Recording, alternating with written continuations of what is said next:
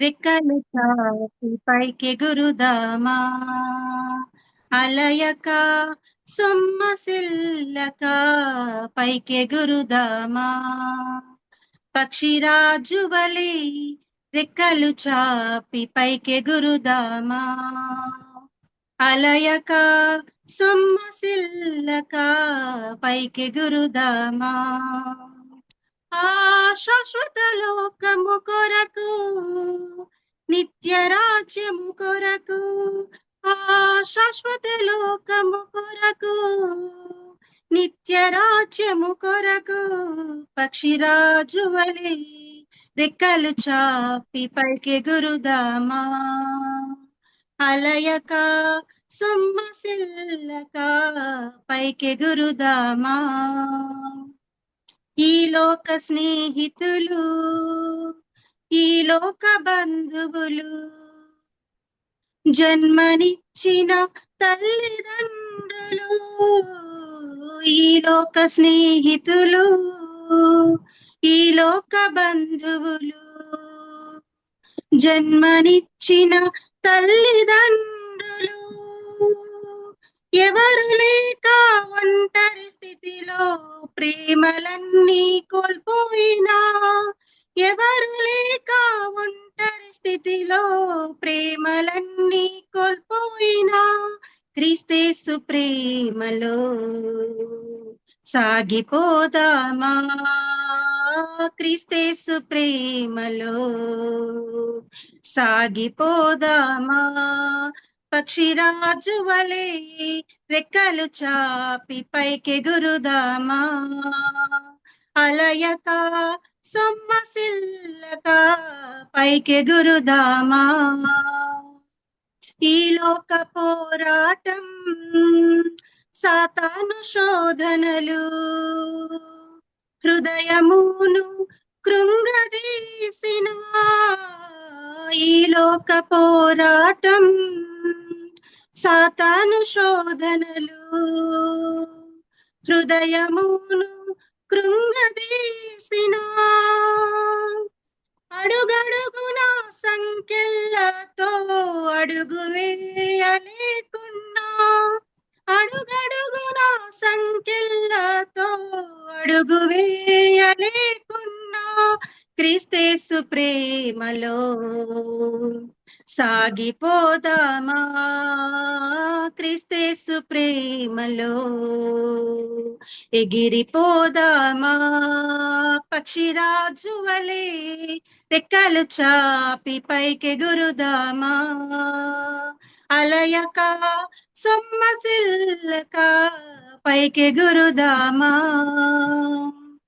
ఆ మహిమ రాజ్యములో ఆ నిత్య రాజ్యములో కన్నీరుండదు దిగులు ఉండదు ఆ మహిమ రాజ్యములో ఆ నిత్య రాజ్యములో కన్నీరుండదు దిగులు ఉండదు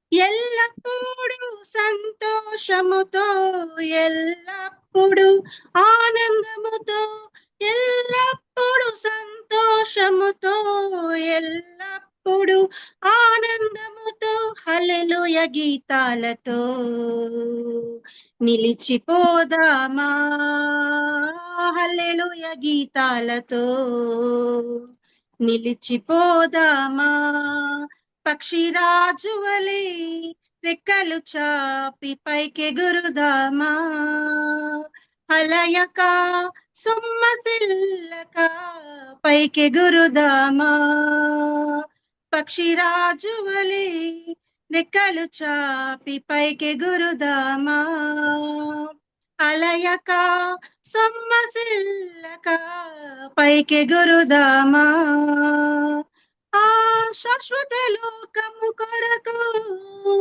నిత్య రాజ్యము కొరకు ఆ శాశ్వత లోకము కొరకు నిత్య రాజ్యము కొరకు పక్షిరాజు వలె రెక్కలు చాపి పైకి గురుదామా అలయక సొమ్మసిల్లక పైకి గురుదామా పక్షిరాజు వలి రెక్కలు చాపి పైకి గురుదామా అలయక సొమ్మసిల్లక పైకి గురుదామా. వందనాలు. చాలా వందనాలమ్మ పక్షిరాజు అని గుర్తు చేసినందుకు. చాలా పక్షిరాజులు పైకి ఎగురుదాము మన నిత్య రాజ్యం కోసము. అలయక సమస్యలు కూడా మన జీవితాల్లో అలాంటి గొప్ప పాటను క్రీస్తు ప్రేమలో సాగిపోదాం అన్న మంచి పాటలు మాకు ఇచ్చినందుకు వందనాలు. మరి చక్కనైన పాటను పాడినందుకు వందనాలు. మరి తిరిగి ఇప్పుడు వాక్యం చెప్పు అన్నా అమ్మ. వాక్యం చెప్పు రజని. ముందుగా క్విజ్ కొన్ని క్వశ్చన్స్ అడగాలనుకుంటున్నాను. అడగమంటారా? అడగండి. మొదటి ప్రశ్న, సొలొమోను కుమార్తెలు పేర్లు. రెహబాం. సొలొమోను కుమార్తెలు. కుమార్తె తపాతు. ఇంకొకరు ఇద్దరు కూతుళ్ళు బాషెమతు తపాతు ఇద్దరు. మనకు ఎన్ని సామెతలు ఎన్ని కీర్తనలు ఉన్నాయి? దావీదు కీర్తనలు ఎన్ని సామెతలు? 1008 కీర్తనలు, 3000 సామెతలు. అది ఎక్కడుంది? మొదటి రాజులు 4వ అధ్యాయం 32వ. రాహాబు కుమారుడు బోయస్. యోవాషు తల్లి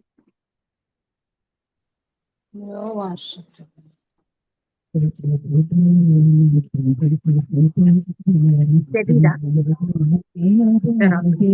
గోడలో నుండి మొలిచే మొక్క. గోడలో నుంచి మొలిచే మొక్క పేరు దావీదు. దావీదు దాంతో నా పాపం కడిగమని.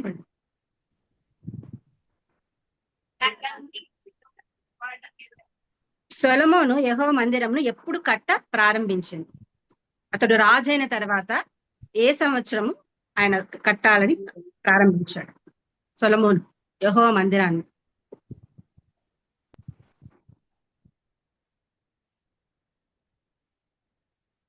చెప్తాను. అతడు ఏలిన 4వ సంవత్సరంలో జీపను మాసంలో.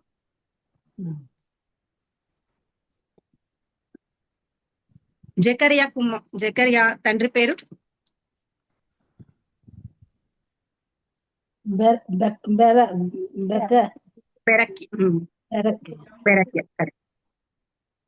ఆమోసు కుమారుడు?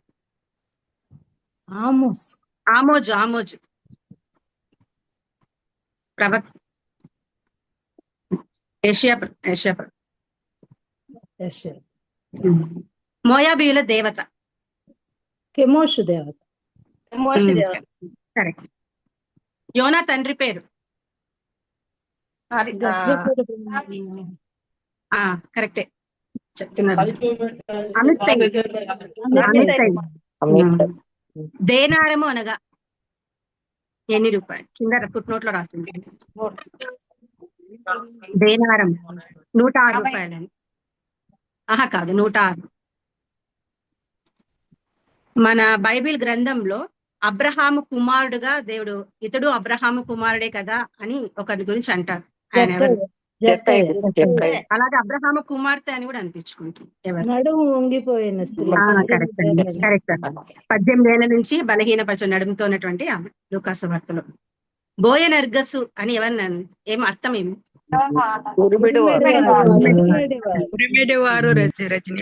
అవును. కాలేబు కుమార్తె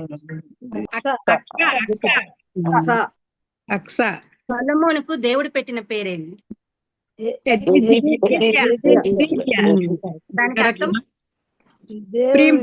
ప్రియుడు.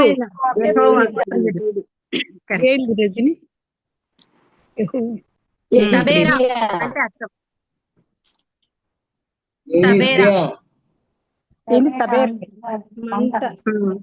తబేరా అంటే దాని మీనింగ్ అది సంఖ్యాకాండంలో ఉంది 11వ అధ్యాయంలో. తబేరా 11వ అధ్యాయంలో సంఖ్యాకాండం 11వ అధ్యాయంలో 3వ వచనంలో ఉంది. బాబోయ్ ఇంత బాగా తెలిసి మంట కూడా మంట మంట correct. మంట. ఎష్కోలు దాని తర్వాత అధ్యాయం ఎష్కోలు ద్రాక్ష గెల కరెక్ట్. ఆహాబు గృహ నిర్వాహకుడు ఎవరు? బె- ఓ- ఆహాబు గృహ ఓబేదు, నిర్వాహకుడు. ఓబేదు, ఓబది. కిబ్రోతు హత్తావా అనగా ఓబేదు. కరెక్ట్. కిబ్రోతు హత్తావా అనగా అర్థమేమి? సంఖ్యాకాండం 12వ అధ్యాయంలోనే ఉంది. దానికి దేవుడు పేరు పెట్టాడు కిబ్రోతు ద్రాక్ష హత్తావా. గెల. కాదా? ఎష్కోలు అంటే ద్రాక్ష గెల కరెక్టే అంటే. కిబ్రోతు హత్తావా అని సంఖ్యాకాండం 12వ అధ్యాయం 34వ వచనంలో 12. కిబ్రోతు కిబ్రోతు హత్తావా అనగా దురాశ. అది కూడా పుస్తకంలోనే రాసింది. 11వ అధ్యాయం 34వ వచనంలో ఉంది. మాంసాపేక్ష గల వారిని జనులు అక్కడ పాతి పెట్టినందుకు ఆ స్థలమునకు కిబ్రోతు హత్తావా అని పేరు పెట్టారు. ఎరికో గోడ చుట్టూ ఎన్నిసార్లు తిరిగారు? 7 సార్లు. 7 13 సార్లు అండి. 13 సార్లు. 13 సార్లు ఎవరు? అవును. చెప్పండి. కరెక్ట్. 13 సార్లు నేనండి. ప్రతిరోజు 6 రోజులు ఆ రోజు ఒకసారి తిరిగారు. 7వ రోజు మాత్రం 7 సార్లు తిరిగారు కాబట్టి 6 + 7 13 టైమ్స్. హోరేబు అనగా పర్వతం అండి. పర్వతం కరెక్ట్. దేవుని పర్వతం. దేవుడు యోబు స్నేహితుల పేర్లు.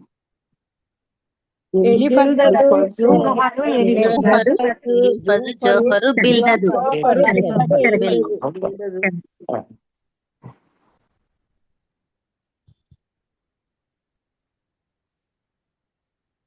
ఇర్మియా తండ్రి పేరు లాస్ట్. అమ్మో ఇర్మియా తండ్రి ఆములండి. కరెక్ట్. యెషయా తండ్రి పేరు ఆమోసు. తండ్రి పేరు. మ్రానులు నరుకుట ఎందు సాటి అయిన వారని వీరి గురించి రాయబడింది మొదటి రాజుల గ్రంథంలో. మందిరాన్ని సూర్యరాజు అండి. మొదటి రాజులు 5వ అధ్యాయం 6వ వచనం. మొదటి రాజుల్లో 5వ అధ్యాయం 6వ వచనంలో రాయబడింది. శ్రీరాము. వీరు సీదోనీయులు. హీరాము పనివారు. సీదోనీయులు అక్కడ రాయబడింది. జ్ఞానం గల కుమారుని సొలొమోనును దావీదుకు ఇచ్చిన యెహోవాకు స్తోత్రం అని అన్నది ఎవరు? అక్కడే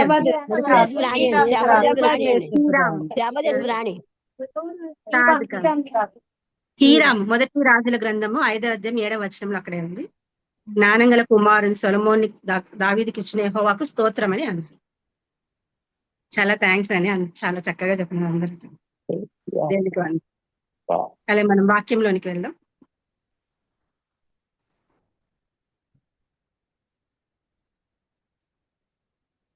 మనము సామాన్యంగా ఈ లోకంలో ఉన్నప్పుడు అనేక పరిస్థితులు కదా, మనుషులమైన మనకు ప్రతిరోజు ఏవో ఒక పరిస్థితులు, ప్రతిరోజు ఏదో ఒక సమస్య కదా. ఆ సమస్యలతో ఇబ్బందులతో మనం చాలా కృంగిపోయే వారంగా ఉంటాం కదండి. ప్రతిరోజు ఏదో ఒక సమస్య లేదా ఈ ప్రపంచంలో ఉన్నటువంటి ప్రతి మానవుడు ఎదుర్కొనే సాధారణ సమస్యగా దీన్ని తీసుకోవచ్చు కదా. ప్రతి ఒక్కరికి బాధలు ఉంటాయి, చింతలు ఉంటాయి, ఇబ్బందులు ఉంటాయి. లేని వారంటూ ఎవరు ఉండరు.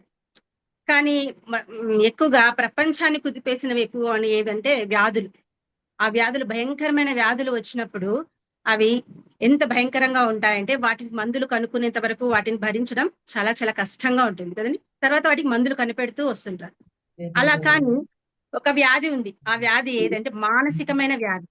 అది ప్రతి మానవుడు ప్రతి ఒక్కరూ ఎదుర్కోవాల్సిన స్థితి. అది మానసిక వ్యాధిని తట్టుకోవడం చాలా చాలా కష్టం కదండి. ప్రతి ఒక్కరు దీన్ని వారి యొక్క జీవితంలో ఒకసారి దాన్ని ఖచ్చితంగా ఎదుర్కొంటారు. చిన్న పిల్లలు మొదలుకొని యువతను, వృద్ధాప్యంలో ఉన్న నడి వయస్సు నుంచి వృద్ధాప్యం వరకు కూడా ఎవరో ఒకరు ఏదో ఒక స్థితిలలో ఈ యొక్క కృంగుదల అనే దాన్ని ఖచ్చితంగా పట్టి పీడిస్తున్న సమస్యగా మనం చూసుకోవచ్చు. పిల్లలకైతే చదువుల్లో కదా, చదువులో ఒక నిరాశ, చదువుల్లో ఒక కృంగుదల, వారికి సరైన మార్కులు రాకపోతే వాళ్ళకి ఇబ్బంది పడతారు. అలాగే యువతలు ఉద్యోగాలు రాకపోతే ఒక డిప్రెషన్ కదండి. అలాగే మళ్ళీ వివాహాలు, ఉద్యోగాలు అయిపోయినాక వివాహాల విషయాలు సరిగా తొందర కుదరకపోయినప్పుడు కూడా అదొక నిరాశతో ఉంటారు. ఇలా నిరాశ, నిస్పృహ, ఈ బాధ కాస్తారు రూపాంతరం చెందుతూ ఇలా చింతగా, నిరాశ, నిస్పృహ కాస్త ఇంకా ఏమవుతుందంటే కృంగుదలగా, అంటే డిప్రెషన్ లోకి వెళ్ళిపోతారు మనుషులు. ఈ డిప్రెషన్ కాస్త ఏమవుతుందంటే ఇంక ఈ అసహనంతో బ్రతకడమే వ్యర్థము, నాకు ఇది కాదు అనేటటువంటి పరిస్థితిలో కూడా చాలా మంది వెళ్ళిపోయే వారుగా ఉంటున్నారు. అంటే సూసైడల్ టెండెన్సీ వరకు వెళ్ళేటటువంటి వారుగా ఉంటున్నారు కదండి. మరి వృద్ధాప్యంలో ఉన్న వారికి ఏముంది, మా జీవితం అంతా చూసేసాములే అని అనుకుంటే అలా కూడా కాదు. వారికి ఏమిటి, వారికి గల వ్యాధులు, బలహీనతలు బట్టి వారు కూడా కృంగుదలతో, నిరాశతో కదా, ఏం జీవితమో లేదు జీవించేది అనేటువంటి ఒక అసహనంతో జీవిస్తూ ఉంటుంటారు. ఇది కాస్త ఎక్కువగా ముదిరిపోతే ఇంకా ఈ లోకంలో జీవించడమే వ్యర్థము అనేటటువంటి పరిస్థితులలో వద్దు ప్రభువా మమ్మల్ని తీసుకో అనేటటువంటి వారిగా ఉంటుంటాం. మనం ప్రతిరోజు వింటున్నాం న్యూస్ లో అనేక మంది కదండి సూసైడ్ చేసుకునే వాళ్ళు, చిన్న పిల్లలు, కుటుంబం భార్య భర్తల మధ్య ఏదైనా సమస్య, ఇబ్బంది ఎదురైతే భార్య పిల్లల్ని అందరినీ తీసుకొని వెళ్ళి బావిలో వేసేసి చనిపోవడం, తను కూడా చనిపోవడం. ఇలా ఎక్కడ చూసినా ఈ ఆత్మహత్యలు అనేవి ఎక్కువగా ఉంటున్నాయి. పిల్లలైతే వారికి, కొంతమంది పిల్లలైతే వయసులో ఉన్న పిల్లలు కడుపు నొప్పి భరించలేక రూమ్ లోకి వచ్చి హ్యాంగ్ ఓవర్ చేసుకుని చనిపోయినారు కదా. ఇలాగా అనేక మంది ఈ యొక్క స్థితిని ఎదుర్కోలేకపోతున్నారు, ఈ పరిస్థితిని ఈ మధ్య కాలంలో అయితే చాలా ఎక్కువగా వినపడుతున్నాయి కదా. ఈ అసహనంతో వాళ్ళే ఏమైనా చేసుకునేటువంటి, మాకు ఈ జీవితం వ్యర్థం, మేము జీవించలేము అనేటటువంటి పరిస్థితుల్లోనికి వెళ్ళిపోతున్నారు. మరి ఇది దేవుణ్ణిలో ఉన్న వారికైనా, దేవుణ్ణిలో లేని వారికి కూడా ఇటువంటి ఆలోచనలు వస్తాయంటారు? చెప్పాలి. దేవుణ్ణిలో ఎక్కువగా బలంగా ఉండేవారు, సేవ చేసేవారు ఇలాంటివి ఎదుర్కొంటారా, ఎదుర్కోరా? వాళ్ళకే ఎక్కువ, దేవుణ్ణిలో ఎక్కువగా బలంగా ఉండేవారు వాళ్ళకి శోధన ఎదుర్కొంటారు. వాళ్ళకు కూడా వాళ్ళకు ఇటువంటి ఆలోచనలు వస్తాయంట. వాళ్ళు వస్తాయి వచ్చినాయి కదా, ఏలియాకే వచ్చినాయి కదా.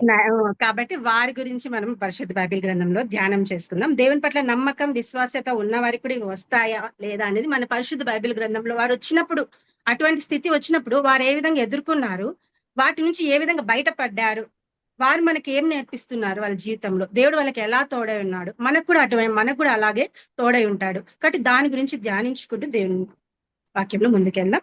మరి మొట్టమొదటిగా సంఖ్యాకాండము 11వ అధ్యాయము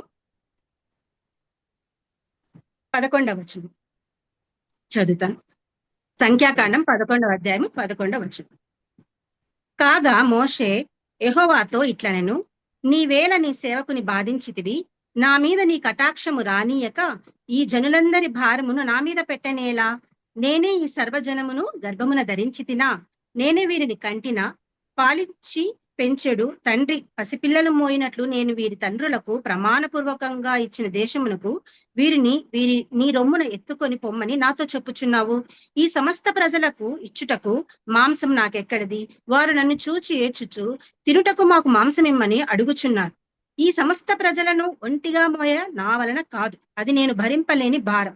నీవు నాకిట్లు చేయదలిచిన ఎడలా నన్ను చంపుము, నా మీద నీ కటాక్షం వచ్చిన ఎడలా నేను నా బాధను చూడకుండాన్నట్లు నన్ను చంపును. దేవుని సహాయార్థం చిన్న ప్రార్థన చేస్తున్నాం. వాక్యధన్యం. మహాపరిశుద్ధుడా, మిక్కిలిగా మమ్మల్ని ప్రేమించి మమ్మల్ని కాపాడుతూ పోషిస్తున్న మా గొప్ప దేవ, అత్యున్నత సింహాసనం మీద ఆసీనుడైన నా గొప్ప రాజా, నీకు వందనాలు, స్తుతులు, స్తోత్రాలు తెలియజేసుకుంటున్నాం నాయన. ఈ సాయంకాల సమయంలో తండ్రినైనా, ఇలా జూమ్ లో తండ్రినైనా, ఇలా మేమందరం తండ్రి చేరుకొని కొద్దిగా నీ మాటలు ధ్యానించడానికి మాకు ఇచ్చిన శ్రేష్టమైన సమయాన్ని బట్టి నీకు వందనాలయ, స్తోత్రం తండ్రినైనా. ఎవరికి లేని ధన్యతను మాకు ఇచ్చావు ప్రభా, నీకు వందనాలు తండ్రి. ఈ జూమ్ వేదికలో తండ్రినైనా, ఇలా ప్లాట్ఫామ్ లో తండ్రినైనా చేరుకొని తండ్రినైనా బిడ్డలమైన మేమందరం తండ్రినైనా ఒక సహవాసంగా చేరుకొని తండ్రినైనా నీ స్తుతించి నీ మాటలు వినాలని కొద్దిగా తండ్రి మేము వచ్చి ఉండగా తండ్రినైనా మమ్మల్ని తృప్తిపరచమని వేడుకుంటున్నాం ప్రభా. గొప్ప దేవుడవు తండ్రినైనా, నా రక్షణకు ఆధారం నీవేనైనా, నా నీతికి ఆధారముకు దేవానికి వందనాలు, స్తోత్రం తండ్రినా. దుప్పి నీటి వాగు కొరకు ఆశపడినట్లుగా మా హృదయాలను తండ్రినైనా నీ వాక్యం కొరకు ఆశపడేటట్లుగా చేయమని వేడుకుంటున్నాం ప్రభా. ఇదిగో దేవానైనా చేరి వచ్చిన ప్రతి బిడ్డను నాయన, జూమ్ లో ఉన్న ప్రతి ఒక్క బిడ్డను పేరు పేరున దీవించండి, ఆశీర్దించండి నాయన. వచ్చిన వారందరూ నాయన తండ్రి నైనా అందరూ తండ్రి జ్ఞానంలోను వయస్సులోను చాలా పెద్దవారు తండ్రి నైనా అందరూ కంటే నేను చాలా తండ్రి జ్ఞానంలో తక్కువ దానిని తండ్రి తెలివి లేని దాన్ని తండ్రి నేను పనికి మాలినైనా పాత్రనైనా నన్నునైనా నీవు తండ్రి నైనా మరుగు చేసి తండ్రి నైనా తండ్రి నీ మాటలు తండ్రి నైనా కొద్దిగా ధ్యానిస్తుంటుండగా నీ శక్తి నీ తెలివి నీ జ్ఞానంతో నన్ను నింపు ప్రభా నా నోటిని నీ బూరగా చేసుకుని వాడుకొని మనం వేడుకుంటున్నాం తండ్రి వ్యర్థమైన మాట ఒక్కటి కూడా నా నోట్లో రాకుండా ప్రభా నీ మాటలే తండ్రి నేను యోగ్యకరమైన మాటలు ఉంచి తండ్రి నైనా వచ్చిన ప్రతి బిడ్డ తండ్రి ప్రతి బిడ్డ యొక్క సమయాన్ని నేను వ్యర్థం చేయకుండా తండ్రి నైనా తండ్రి వారు వచ్చినప్పుడు తండ్రి వారికి ఒక ఆశీర్వాదం దీవెన తండ్రి నైనా ఉండడానికి సహాయం దయచేయమని వేడుకుంటున్నాం తండ్రి నా నోటిని తండ్రి నిబూరగా చేసుకొని వాడుకొని అనుకుంటున్నాం ప్రభా నైనా ఆ యోగ్రాలు నా పాత్రలు నన్ను నేను నిలబెట్టి ఉంటున్నాను కానీ సిలువ చాటును మరుగు చేయమని వేడుకుంటున్నాను ప్రభా ఉదయం నుంచి ఇప్పటి వరకు కాచి కాపాడావు తండ్రి నైనా మరి తండ్రి ప్రార్థనలు చేసి ఉన్నారు తను అనేక మంది బిడ్డలు ఇంతవరకు 12 నుంచి తండ్రి ఇంతవరకు ప్రార్థన చేసిన ప్రతి బిడ్డను దాన్ని వాళ్ళు రావాల్సిన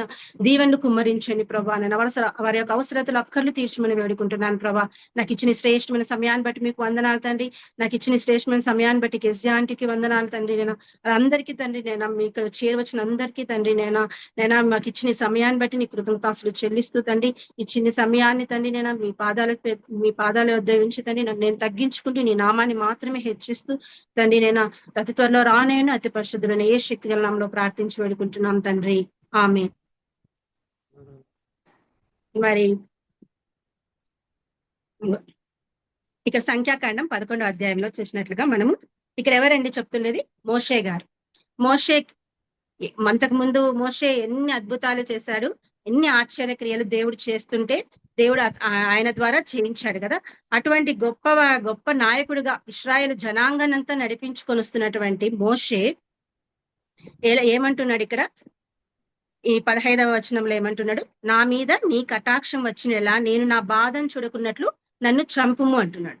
నన్ను చంపు ప్రభా, నాకు ఇష్టం లేదు, నేను జీవించడం నాకు ఇష్టం లేదు, నాకు చనిపోవాలనిపిస్తుంది. వీరు చేసేది ఏం చేశారు ఇక్కడ ఇశ్రాయేలు అని మనం ముందు వచనాలన్నీ చూసుకుంటే వారు మేము ఎన్ని రోజులని ఈ యొక్క మన్నానే తింటూ ఉండాలి అని చెప్పి వాళ్ళు గొనుగుతున్నారు కదా.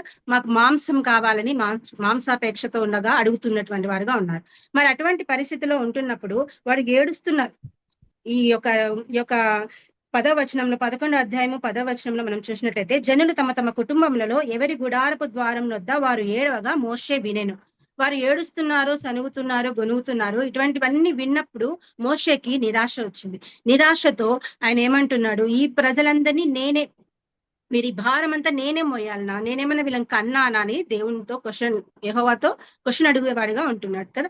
మనం ముందు చూసినట్లయితే మరి మోషే అక్కడ ఒక ఫరో కుమారుడిగా ఉన్నప్పుడు ఆ యొక్క హెబ్రీయుడిని ఐగుప్తుడు కొడుతున్నప్పుడు ఆ హెబ్రీయుడిని కొడుతున్నప్పుడు ఐగుప్తుని చంపివేసినాడు కదా. అక్కడ ఫరో చంపేస్తాడేమో భయంతో, ప్రాణ భయంతో పారిపోయి మిద్యాన్ అరణ్యంలోకి వచ్చి అక్కడ వచ్చి రగుయేలు కుమార్తెను సిప్పోరాని వివాహం చేసినట్లు మనం చూస్తాం. అక్కడ ఉన్నప్పుడు అక్కడ 40 ఏళ్ళు ఇత్రో అరణ్యంలో అక్కడ మామతో ఉన్నప్పుడు ఆ యొక్క అరణ్యంలో గొర్రెలు కాసుకుంటూ ఉంటున్నప్పుడు కూడా అప్పుడు కూడా అనుకోలేదు ఆయన ఈ యొక్క అంత ఫరో కుమారుడుగా ఉండి నేను చాలా చక్కగా అక్కడ ఎన్నో ఫెసిలిటీస్ ఉంటాయి కదా మోషే గారికి. అన్ని ఫెసిలిటీస్ ఉన్నప్పుడు నేను అక్కడ బాగుంటుని ఇలా ఏంది అన్ని వదిలేసుకొని ఇక్కడికి వచ్చేసాను అని కూడా అతను బాధపడలేదు, చింతించలేదు, నిరాశ పడలేదు. కానీ ఇక్కడ మాత్రం ఇక్కడ అంటున్నాడు కదా, అక్కడ ఉన్నప్పుడు ఆ యొక్క అరణ్యంలో ఉన్నప్పుడు గొర్రెలు కాసుకుంటూ జీవిస్తున్నప్పుడు అప్పుడు కూడా మోషేకి అటువంటి నిరాశ రాలేదు. ఆ 40 ఏళ్ళు ఆ యొక్క గొర్రెలతోనే జీవిస్తూ గొర్రెల కాపరిగా ఉంటూ ఉన్నాడు. అలా ఉన్నప్పుడు కూడా మరి అరణ్యంలో దేవుడు చిన్న పొద నుంచి మాట్లాడి అప్పుడు మోషేని పిలుచుకొని వచ్చి కదండి, ఇవన్నీ మనకు తెలిసిన విషయాలే. మరి ఫరో దగ్గర ఆ 10 తెగులు వచ్చినప్పుడు ఫరో ఆ యొక్క జనులందరినీ పంపించి వేయడము, ఆ దాసత్వం నుంచి వారందరినీ హెబ్రీయులందరినీ విడిపించుకొని ఐగుప్తు దేశం నుంచి విడిపించుకొని రావడము, ఇలా తీసుకొని వస్తున్నప్పుడు ఎర్ర సముద్రంను ఆరిన్నేలగా చేయడము, ఇవన్నీ కూడా చేసుకుంటూ దేవుడు తను నడిపిస్తూ కదా ఎంతో చక్కగా వస్తున్నాడు. దేవునితో ముఖాముఖిగా మాట్లాడినటువంటి అనుభవం కలిగిన వాడు ఈ మోషే. దేవుని చూచినవాడు, నిదానించి ఇక్కడ ఉంది 12వ అధ్యాయము సంఖ్యాకాండం 12వ అధ్యాయము 7వ వచనంలో, అతను నా ఇల్లంతట్లో నమ్మకమైన వాడు, నేను గూఢభావముతో కాదు దర్శనమిచ్చి ముఖాముఖంగా అతనితో మాట్లాడుదును. అతడు యెహోవా స్వరూపమును నిదానించి చూచును. యెహోవా స్వరూపమును నిదానించి చూసినటువంటి అనుభవంలోనికి ఉన్నవాడిగా మోషేని మనం చూస్తున్నాం కదండి. అక్కడికి 40 రోజులు 40 రోజులు కనపడకున్నప్పుడు ఈ యొక్క ప్రజలందరూ మోషే చనిపోయాడేమో అనుకున్నారు. అటువంటి పరిస్థితిలో ఉన్నప్పటికీ కూడా మోషే చేత 10 ఆజ్ఞలు పలకలను ఇచ్చి పంపించిన వాడిగా దేవుడు ఉన్నాడు కదా. మరి ఎంత నమ్మకమైన వాడు, దేవునికి ఎంతో ఇష్టమైన వాడు కదండి. ఇలా ఉన్నటువంటి ఈ మోషే ఇక్కడ మాత్రము విసిగిపోయాడు, నిరాశపడాడు. దీనికంత కారణంగా ఇశ్రాయేలు. అవును, సనగడం గొనగడం అనేది మహా పాపంగా ఉంది కదండి. దేవునికి కూడా ఇష్టం లేదు సనిగేవారు గొనిగేవారు అంటే ఆయనకి ఇష్టం లేదు. ఎంత ఇచ్చినా మనం కూడా కొన్నిసార్లు అలాగే ఉంటాం. ఎంత ఇచ్చినా నా జీవితంలో ఏమి ఇచ్చినా వాళ్ళు ప్రభువా ఇంకా నేను కోరుకున్నది అది జరగలేదు, నేను ఆశించినది నా జీవితంలో జరగలేదని అనుకుంటూ ఉంటాం కదండి. మరి మోషే గురించి 11వ అధ్యాయము హెబ్రీలు 11వ అధ్యాయం 24వ వచనంలో ఉంది కదండి. ఫరో కుమారుడు అని అనిపించుకుంటూ కంటే ఇక్కడే చూడండి, హెబ్రీలు రాసిన పత్రిక 11వ అధ్యాయం విశ్వాస వీరుల పట్టికలో 11:24 వచనంలో, విశ్వాసమును బట్టి ఐగుప్తు ధనం కంటే క్రీస్తు విషయమైన నింద గొప్ప భాగ్యమని ఎంచుకొని అల్పకాలపు పాపభోగం అనుభవించడం కంటే దేవుని ప్రజలతో శ్రమ అనుభవించటే మేలని యోచించి ఫరో కుమార్తె యొక్క కుమారుడని అనిపించుకుంటూ ఒప్పుకొనలేదు. ఏలనగా అతడు కదండి ఫరో కుమారుడని అనిపించుకుంటకే అంత ఇష్టపడలేదు, కానీ దేవుని ప్రజలతో నిందయ్య భాగ్యం అనుకొని వచ్చినటువంటి ఈ మోషే ఎందుకు ఇంతగా కృంగిపోయారంటే, ఒక్కొక్కసారి అంత ఇదిగా వారు చేసేటటువంటి సనుగుళ్ళు, వారు వేధించినటువంటి పరిస్థితి ఆ విధంగా ఉన్నప్పుడు కృంగుదలకి గురైనట్లుగా మోషేని మనము చూస్తున్నాం కదా. ఇక్కడ చూసినట్లయితే 12వ వచనంలో అది నేను 14వ వచనం చూడండి. 11వ సంఖ్యాకాండం 11వ అధ్యాయం 14వ వచనంలో ఏమంటారు, ఈ సమస్త ప్రజలను ఒంటిగా మోయ నా వలన కాదు, అది నేను భరింపలేని భారము, ఈ భారాన్ని నేను మొయ్యలేను ప్రభువా అని అంటున్నాను కదండి. మనం కూడా మన నేటి పరిస్థితుల్లో మనం కూడా అనేక సార్లు అనేక మంది ఆర్థిక భారాలు, అప్పుల భారాలతో ఈ యొక్క జీవితమే భారంగా అనిపించి కదండి, వ్యాధి భారాలు, ఇలా ఒక్కొక్కరికి ఒక్కొక్క భారం ఉంటుంది. ఆ భారాలతో నేను ఇంక ఈ భారం మోయలేను ప్రభువా, నా జీవితం ఇంకా చాలు, నా చేత కాదు అనేటటువంటి పరిస్థితిలో మనం కూడా ఉంటాం కదండి. మరి ఉన్నప్పుడు మనం ఎవరి దగ్గరికి రావాలి? ఇక్కడైతే భారం ఉంది ప్రభువా నాకు, అని నేను మోయలేని భారము నీవు నాకు ఇట్లా చేయదలిచినట్లు నన్ను చంపమని ఇలాగ దేవునితో వచ్చి మాట్లాడుతున్నాడు, యెహోవాతో చెప్పుకుంటున్నాడు కదండి మోషే గారు.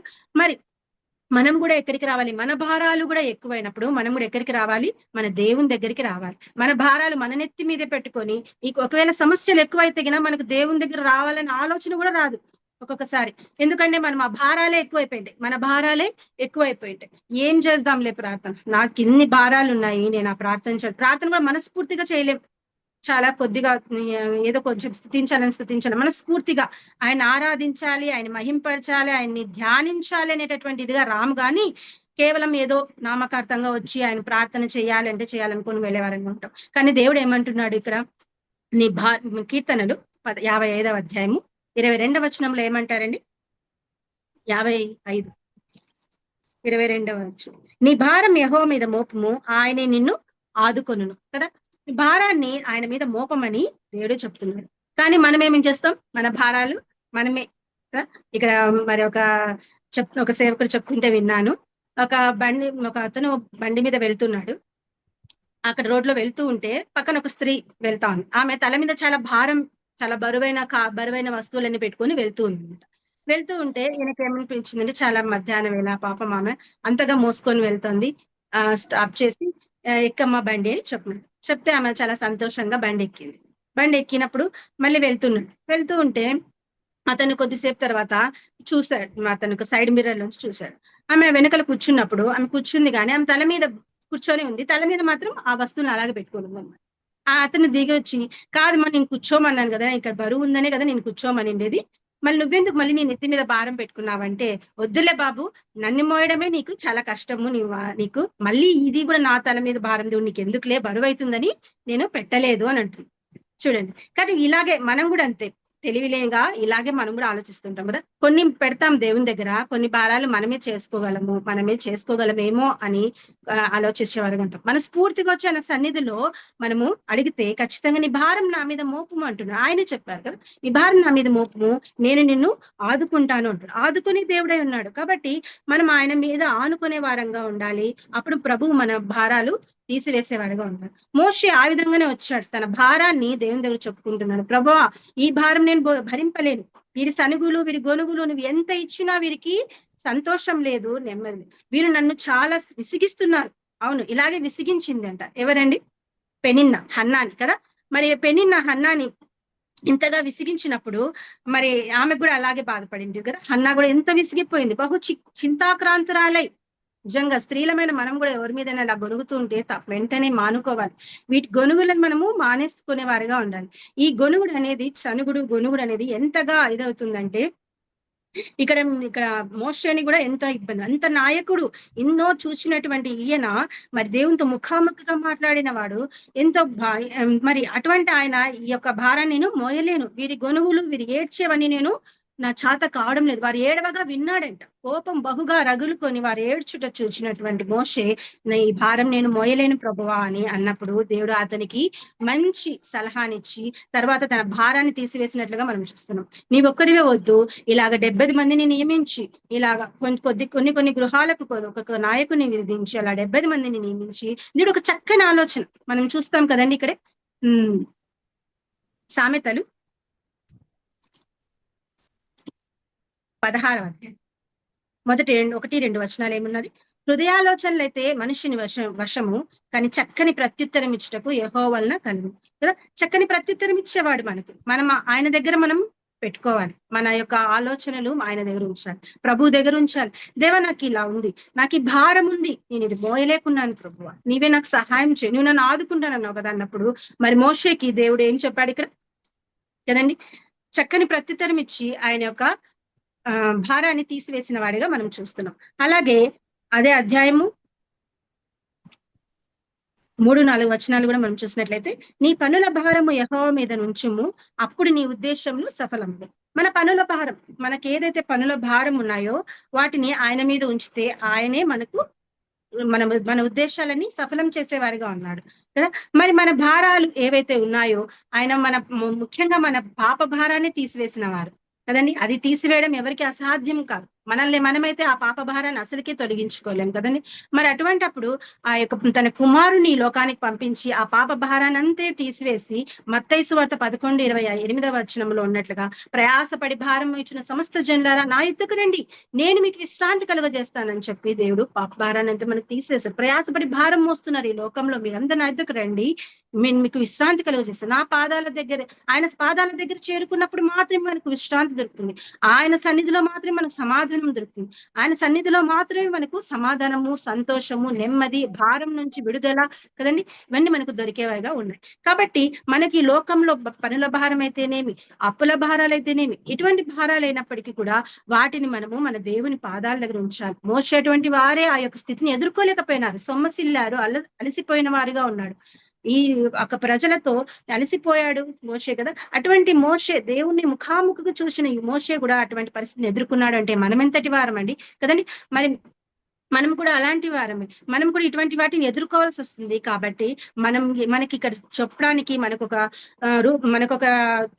వాడుకలో ఉండడానికి ఇక్కడ ఏమని పెట్టారు, మనకు మోషేని చూపిస్తున్నారు. వాళ్ళు కూడా ఇలాగా ఇటువంటి పరిస్థితులు ఎదుర్కొంటారు. మీరు కూడా ఇటువంటి పరిస్థితులు ఎదుర్కొన్నప్పుడు ఆయన పాదాల దగ్గరికి మోషే ఏ విధంగా వెళ్ళాడు, మనం కూడా అలాగా ప్రార్థన చేసి దేవుని అడిగే వారంగా ఉండాలి. అప్పుడు ఆయన మన భారాన్ని తీసివేసేటటువంటి వాడిగా ఉన్నాడు అని మనం మరి నేను ఒక సాక్ష్యంగా అయితే ముఖ్యంగా మా బంధువులతోనే ఉన్నాడు. అతను ఆర్థిక భారంతో చీటీలు వేసి చాలా ఇంకా అంతా కోల్పోయినాడు, సర్వం కోల్పోయినాడు, భయంకరమైన స్థితిలోనికి వచ్చారు. కానీ వాళ్ళ భార్య బిలీవర్, ఆయన కూడా బిలీవర్, మంచి బిలీవర్, వాళ్ళు బాగా ప్రార్థనలో ఉండేటటువంటి వారు. అటువంటి వారు ఒకసారి భయంకరమైన అప్పుల బాధలోకి ఉరికిపోయి ఇంకా ఏమీ లేదు, వారికి అంత కొలాప్స్ అయిపోయినప్పుడు ఆయన ఏమనుకున్నాడంటే, నేను చనిపోవడం బెస్ట్ అనుకొని, మొన్న రీసెంట్ ఒక 3-4 years బిఫోర్ జరిగింది సంఘటన మా బంధువులకి. అతను తాడిపత్రి రైల్వే స్టేషన్ దగ్గరికి వెళ్ళి, ఇంకా ఒక ట్రైన్ వస్తే పడాలి, చనిపోవాలి. ఆయనకి 2 పిల్లలు, ఆడపిల్లలు, ఒక కొడుకున్నాడు. చనిపోవాలి, ఇక నేను బ్రతకడం వేస్ట్, నాకు చాలు, నేను ఇంకా జీవించలేను, ఎంతమందికి సమాధానం చెప్పుకుంటే నేను ఉండలేను, నేను చనిపోవాలి అనుకుని ట్రైన్ వస్తే దూకుదామని ఆలోచిస్తూ ఉన్నాడు. అటువంటి ఆలోచన లోపల మనస్సాక్షిలో ఒక రకంగా బాధ అవుతోంది. ఇలా వెళ్తే ఇలా చనిపోకూడదు, మనము చనిపోతే నరకానికి వెళ్తాం కదా. మన వాక్యము మన మనస్సాక్షిని గద్దిస్తుంది. అందుకే మనం వాక్యాన్ని మనం ఆయన వాక్యాన్ని మనం నెమరేసుకుంటే ఆ వాక్యం మనస్సాక్షి గద్దిస్తుంది. ఆయనకు జోబిలో ఏదో కుచ్చుకున్నట్లుగా ఆయనకి జోబులోంచి తీసి చూస్తే పిల్లల ఫోటోలు ఉన్నాయి. అయ్యో నా పిల్లలు ఏమైపోతారో, నేను మరణిస్తే వాళ్ళ పిల్లలు ఏమైపోతారు, ఇలా చేయకూడదు, ఇది తప్పు కదా. ఇంతవరకు ఆదుకున్న దేవుడు ఆయన చూపిస్తాడేమో మార్గం అనుకొని తిరిగి వెంటనే ఇంటికి వచ్చాడు. తన భార్యకి అందరికీ చెప్పాడు. ఆ భార్య చాలా చాలా ఏడ్చింది. నిజంగా ఆంటీ చాలా చాలా మంచి బిలీవర్. చాలా ఆమె ఆమె అనే చాలా సేవకులంటే చాలా ప్రేమిస్తుంది. ఆ ప్రార్థన కూడికలు అన్నిటికీ చాలా చక్కగా వెళ్తుంది అనమాట. అటువంటి ఆమె చాలా బాధపడింది. అయ్యో ఇలా చేయకూడదు కదండి మనము అని చెప్పి, మనకు దేవుడు ఏది ఇస్తే అదే ఉందామని అనుకున్నారు. ఇప్పుడు నేను నమ్మరండి, నిజంగా మేము వెళ్తేగిన వాళ్ళ ఇంట్లో అన్ని సమృద్ధి. అప్పులన్నీ కొన్ని తీరిపోయాయి, కొన్ని ఉన్నాయి, కానీ ఇంట్లో సమాధానం ఉంది. వారికి తినుటకు ఆహారం. సారెపత విధవరాల ఇంట్లో ఏలియా వెళ్ళినప్పుడు ఏ విధంగా ఆ యొక్క పిండిలో నూనె అయిపోలేదు, పిండి అయిపోలేదు, ఆ విధంగానే వాళ్ళ ఇంట్లో ప్రతిదీ సమస్తం అంతయు సమృద్ధిగా ఉంది. నిజంగా అది దేవుడు ఎంత గొప్పవాడు అంటే, వాడిని ఎవరు పోషిస్తుంటే ఒక సేవకుడు పోషిస్తున్నాడు. 2-3 సేవకులు ఒక్కొక్కరు ఒక ఇంటికి కావాల్సిన సామాన్లు అన్ని తెచ్చిస్తూ అని పోషిస్తున్నారు. పిల్లలు కూడా చిన్న చిన్న ఉద్యోగాలు చేసుకుంటున్నారు. ఇప్పుడు నెమ్మదిగా ఉన్నారు. కాబట్టి ఆ రోజు ఆయన పని చేసింటే కదండి, ఇవంతా దేవుని యొక్క కృపని చూసేవాడు కాదు. నిజంగా దేవుని కృప ఎంత గొప్పదంటే, మనల్ని ఎప్పుడు ఆయన మర్చిపోయేవాడు. మనమే మర్చిపోతాం ఆయన్ని. ఈ భారాలు, ఈ పనుల భారాలు, అప్పుల భారాలు ఇవన్నీ నాకే వచ్చినాయని ఆయన్ని మర్చిపోతుంటాం. కానీ ఆయన అయితే కునుకక నిద్రపోక మన దేవుడు ఇశ్రాయేలును కాపాడవాడు. కునుకడు నిద్రపోడు. నీ భారం నా మీద ఉంచు అని అంటున్నాడు. ఒక ఇంటి ఒక అధిపతి ఏ విధంగా భారాన్ని నా మీద ఉంచు అంటున్నాడో, ఆ విధంగానే కదా మన ప్రభువైన దేవుడు కూడా ఇలాగే అంటున్నాడు. నీ భారం నా మీద మోపము, నేను నిన్ను ఆదుకుంటానని చెప్పేటట్టుగా ఉన్నాడు కదండి. మరి మోషే ఈ విధంగా తన జీవితంలో ఈ యొక్క సమస్య వచ్చినప్పుడు, ఈ సొమ్మసిల్లిపోవడం, అలసిపోవడం అనేటువంటి పరిస్థితిలో ఉన్నప్పుడు, నేను చనిపోతాను, నేను చంపే ప్రభువా కదండి, నేను చనిపోవాలి, ఇది ఎవరికి ఆలోచన, సూసైడల్ టెండెన్సీ కదా, అటువంటి అదిగా ఉన్నప్పుడు. కానీ దేవుడు వచ్చి ఇక్కడ అతని భారానంతట్ను తీసివేసి ఆయనకు చక్కని మార్గాన్ని చెప్పినటువంటి వాడు. ఎందుకంటే మన దేవుడు చక్కని ప్రత్యుత్తరం ఇచ్చుట యెహోవా వశమై ఉంది. ఆయన దగ్గరికి వెళ్తే నన్ను ఆశ్రయించుకుంటే యెహోవాను ఆశ్రయించుట మేలు కదా. కాబట్టి ఇక్కడ మోషే యొక్క పరిస్థితిని ఎంత చక్కగా అటువంటి సమయాల్లో మనం దేవుని దగ్గరికి వెళ్ళాలి. ఈ నిరాశ, ఈ కృంగుదల, ఈ డిప్రెషన్ ని మనం జయించాలి అంటే ఈ లోకంలో మనకి ఏది కూడా మనకు సహాయం చేయదు కదా. మన దేవుని దగ్గరికి వెళ్తే, ఆయన పాదాల దగ్గర ఈ భారాన్ని పెడితే ఆయన మనకు సులువుగా దాని నుంచి మనల్ని విడిపించే దేవుడుగా ఉన్నాడని మనం జ్ఞాపకం చేసుకోవాలి. అలాగే మరి మోషే తన భారాన్ని దేవుని మీద ఉంచాడు. ఆ భారాన్ని నుంచి ఆయన బయటపడ్డాడు కదండి. మరి రెండో వ్యక్తి 1 రాజులు 1 Kings చాప్టర్ 19 19వ అధ్యాయం 4వ వచనం. ఇక్కడే ఉన్నది, తాను ఒక దిన ప్రయాణము అరణ్యంలోనికి పోయి ఒక బదరీ వృక్షము కింద కూర్చుండి మరణాపేక్ష గలవాడై, యెహోవా నా పితరుల కంటే నేను ఎక్కువవాడను కాను, ఇంత మట్టుకు చాలును, నా ప్రాణం తీసుకొనుము అని ప్రార్థన చేశాను. ఇక్కడ ఇంకొక దైవజనుడు, ఈయన ఎవరు? ఏలియా కదండి. మరి ఏలియా ఏమంటున్నాడు? మళ్ళీ ఏలియా ఎంత రోషం గల ప్రవక్త, ఆయనే చెప్తాడు కదండి, నేను మహారోషం గలవాడినై నేను ఒక్కడిని ఇక్కడ మిగిలి ఉన్నానని దేవునితో 2 మార్లు చెప్పేటటువంటి వ్యక్తి. ఈయన రోష ప్రవక్త. యెహోవా దేవుడు కనిపించి ఏది చెప్పమంటే అది చక్కగా వెళ్ళి ఆహాబు, యెజబేలు లాంటి దుర్మార్గంగా ప్రవర్తించి దేవునికి విరోధంగా ప్రవర్తించేటటువంటి వారి యొద్దకు వెళ్ళి కదా, మీకు ఈ సంవత్సరం వర్షం రాదు, కరువు వస్తుందని చెప్పి ఎంత ధైర్యంగా వెళ్ళి దేవుడు చెప్పమన్నప్పుడు ప్రవచించి వచ్చినటువంటి వ్యక్తిగా మన ఏలియాని మనం చూసుకుంటాం. అంత ధైర్యం గలవాడు, అంత దేవుని యొక్క శక్తిని చూచిన వాడైనటువంటి ఏలియా మరి ఆ యొక్క ఆ సంవత్సరం అంతా వర్షం పడలేదు. మరి దేవుడు ఆ యొక్క ఆహాబు, యెజబేలు చంపాలనుకుంటున్నప్పుడు కెరీతు వాగు దగ్గరికి వెళ్ళాడు కదండి. ఇక్కడ మనం చూసినట్లయితే 17వ అధ్యాయంలో ఉంది కదా. మరి కాకోలం ద్వారా, కెరీతు వాగు దగ్గర కాకోలంల ద్వారా ఏలియాను దేవుడు పోషించిన వాడిగా ఉన్నాడు. అటువంటి ఒక గొప్ప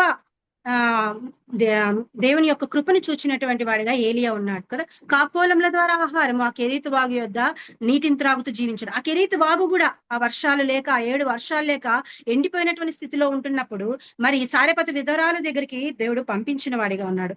అక్కడికి వెళ్ళినప్పుడు కూడా మరి అక్కడ కూడా ఆయన వెళ్ళినప్పుడు మరి ఆమె నా దగ్గర ఏమీ లేదు అని చెప్పిన స్థితిలో ఉన్నప్పుడు అక్కడ దేవుడు వారు ఉన్నంత కాలం, ఏలియా ఉన్నంత కాలము ఆ యొక్క పిండి తక్కువ కాలేదు, నూనె తక్కువ కాకుండా దేవుడు ఏలియాని పోషించిన వాడిగా ఉన్నాడు. ఇవన్నీ చూశాడు. మరి అంతేకాకుండా మరి 18వ అధ్యాయం అంతా కూడా తెలుసు మనకు. మళ్ళీ వెళ్ళి దేవుడు నువ్వు వెళ్ళి మళ్ళీ ధైర్యంగా వెళ్ళి అన్నాడు కదా. మళ్ళీ ధైర్యంగా వెళ్ళాడు. ఆహాబు దగ్గరికి వెళ్ళి ఈ సంవత్సరం ఈ విధంగా వర్షం దేవుడు నన్ను దర్శించబోతున్నాడు కదా. ఇలా వచ్చినప్పుడు కూడా ఆయన ఎంతగానో ధైర్యంగా వెళ్ళి ప్రవచించినటువంటి ఏలియా మరి ఇక్కడ చూస్తే ఆయన ఏమంటున్నాడు, నేను నా యొక్క ప్రాణం తీసుకొను అని ప్రార్థన చేసేవాడిగా ఉంటున్నాడు కదండి. మరి ఇంతటి మరి యొక్క ఆ 7 వర్షం పడుతున్నప్పుడు ఆ యొక్క అబద్ధ ప్రవక్తలందరూ కూడా వచ్చినప్పుడు ఎంతగా సవాలు విసిరాడు, ఎంత గొప్పగా రోషంగా దేవుని కొరకు నిలబడిన వ్యక్తిగా వాడిగా ఉన్నాడు కదా. మరి అటువంటి ఏలియా ఇక్కడ నా ప్రాణం తీసుకొను అని అంటున్నాడు కదండి. మరి పై వచనంలో చూస్తే ఆమె 19వ అధ్యాయము పై వచనంలో చూస్తే ఏలియా చేసినదంతయు అతడు ఖడ్గం చేత ప్రవక్తలను చంపించిన సంగతి ఆహాబు యెజెబెలునకు తెలియజెప్పగా యెజెబెలు ఒక దూత చేత ఏలియాకు ఈ వర్తమానం పంపింది. రేపు ఈ వేళకు నేను నీ ప్రాణమును వారిలో ఒకని వలె కదా, ఇలాగా నిన్ను కూడా నేను చంపివేస్తాను అని అన్నప్పుడు ప్రాణ భయంతో పారిపోతున్న వాడిగా ఏలియా ఉన్నాడు కదండి. ప్రాణ భయంతో పారిపోతూ ఉన్నాడు.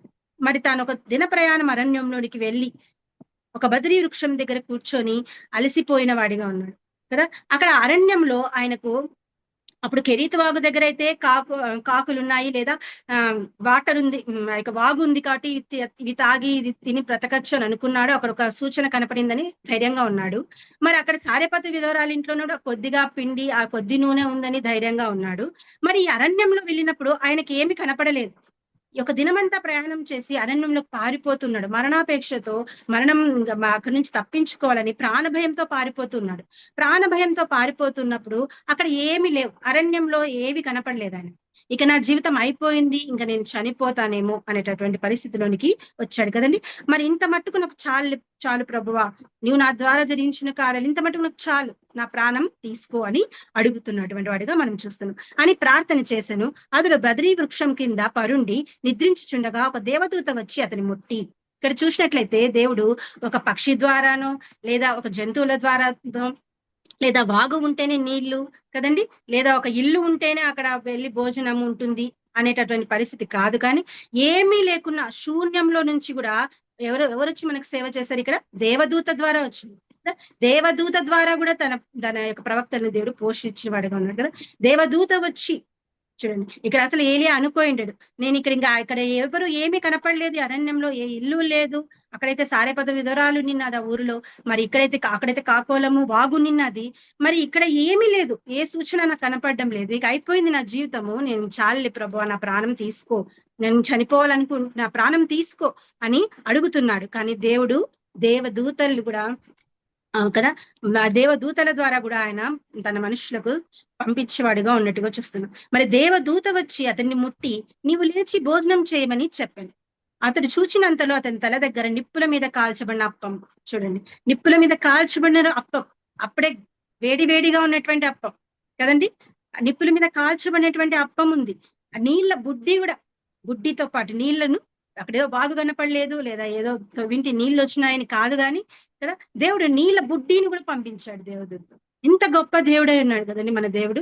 నిజంగా ఆయన నా ప్రాణం తీసుకుంటుంది ఆయనకు అనేసి చాలా ప్రాణ భయంతో పారిపోతున్న ఏలియాకు దేవదూత వచ్చింది. నీకు ఆ యొక్క ఇల్లు కనిపిస్తేనే, లేదా ఒక మనిషి కనిపిస్తేనే నీకు ఆహారం తెచ్చిస్తారని కాదు కానీ కదా, దేవదూత ద్వారా తన యొక్క ప్రవక్తని దేవుడు పోషించిన వాడిగా ఉన్నాడు. అతడు భోజనం చేసి తిరిగి పరుండెను. అయితే యెహోవా దూత 2వ మారు వచ్చి అతన్ని ముట్టి నీ శక్తికి మించిన ప్రయాణం నీకు సిద్ధమై ఉన్నది. 19వ అధ్యాయం 7వ వచనం చదువుతున్నాను. యెహోవా దూత 2వ మారు వచ్చి అతన్ని ముట్టి నీ శక్తికి మించిన ప్రయాణం నీకు సిద్ధమైనది, నీవు లేచి భోజనం చేయమని చెప్పినప్పుడు అతను లేచి భోజనం చేసి ఆ భోజన బలం చేత 40 రాత్రింపగలు ప్రయాణం చేశాడు. చూడండి, ఆ యొక్క రెండవసారి కూడా మళ్ళీ మళ్ళీ భోజనం పెట్టి, ఈసారి నీకు ఇంకా బలమైన ప్రయాణం ఉంది, ఇంకా నువ్వు చాలా బలముగా నువ్వు పని చేయాలి, ప్రయాణం చేయాలి, నీకు ఇక్కడ అయిపోయిందని లేదు, నువ్వు ఇక్కడికి చాలా అనుకుంటున్నావు, నువ్వు సొమ్మసిల్లిపోతున్నావు, ఇక చాలా ప్రభా నా జీవితం అనుకుంటున్నావేమో, అక్కడే దేవుడు నిన్ను బలపరిచి రెండింతలుగా వాడుకునేవాడుగా ఉన్నాడు కదా. రెండింతలుగా ఇక్కడికి నుంచి వెళ్ళినప్పుడు ఆయన దేవుని సెలవు తీసుకొని అక్కడి నుంచి 40 దినములు ఇక్కడ చూడండి, అతడు లేచి భోజనం చేసి ఆ భోజనం బలం చేత 40 రాత్రింబగలు ప్రయాణం చేసి దేవుని పర్వతం అని పేరు పెట్టుకున్న హోరేబునకు వచ్చింది. అక్కడ మనకు తెలిసింది కదా. ఇక్కడ మళ్ళీ ఇంకా మనం చూసినట్లయితే 10వ వచనంలో, మొదటి రాజుల గ్రంథం 19వ అధ్యాయం 10వ వచనంలో, అతడు ఇశ్రాయేలు వారు నీ నిబంధనను త్రోసివేసి నీ బలిపీఠమును పడగొట్టి నీ ప్రవక్తలను ఖడ్గం చేత హతము చేసిరి, సైన్యములకు అధిపతియగు దేవునికి యెహోవా కొరకు మహారోషం గలవాని నేనొక్కడనే మాత్రమే మిగిలి ఉండానని చెప్తున్నాడు కదా. నా ప్రాణం తీయటకే వారు వస్తున్నారు, నేనొక్కడనే రోషం గలవాడిని, నేనొక్కడనే ఉన్నాను ప్రభువా, నేనొక్కడనే ఉన్నాను కాబట్టి నన్ను ప్రాణం తీయడానికి వస్తున్నారు అని చెప్తున్నాడు. ఇక్కడ ఏమనుకుంటున్నాడు, నేను ఒక్కడనే ఉన్నాను అనుకుంటున్నాను కదా. ఆయనతో పాటు ఎవరున్నారు, దేవుడు కూడా ఉన్నాడు, దేవుని ఆత్మ ఉంది, ఆయన పరిశుద్ధాత్మ ఉంది, ఆయన కూడా ఆయనకు తోడుగా ఉన్నాడు. అరణ్యంలో వెళ్ళు, నువ్వు ఎక్కడే వెళ్ళు, కరీత వాగు దగ్గర ఉన్నప్పుడు ఎక్కడే ఉన్నా కూడా ఆయనతో ప్రయాణం చేస్తున్నవాడుగా దేవుడు ఉన్నాడు. నేను ఏకాకిని, నాకెవరు లేరు, నేను బ్రతకడం వ్యర్థము అనుకునేవాడిగా మనము ఉండకూడదు. దేవుడు కూడా ఉండేవాడిగా ఉన్నాడు కదండి. మరి దేవుడు మనకు తోడై ఉండేవాడిగా ఉన్నాడు. ఇక 2 సార్లు ఆ విధంగానే మాట్లాడుతాను, నేను ఒక్కడిని మాత్రమే మిగిలి ఉన్నాను కదా. ఇలాగ మనం కూడా ఒకసారి అలా అనుకుంటాం, నేను ఒక్కదాన్ని, నాకే ఈ భారాలు, నాకే ఈ సమస్యలు, నీకే కదా.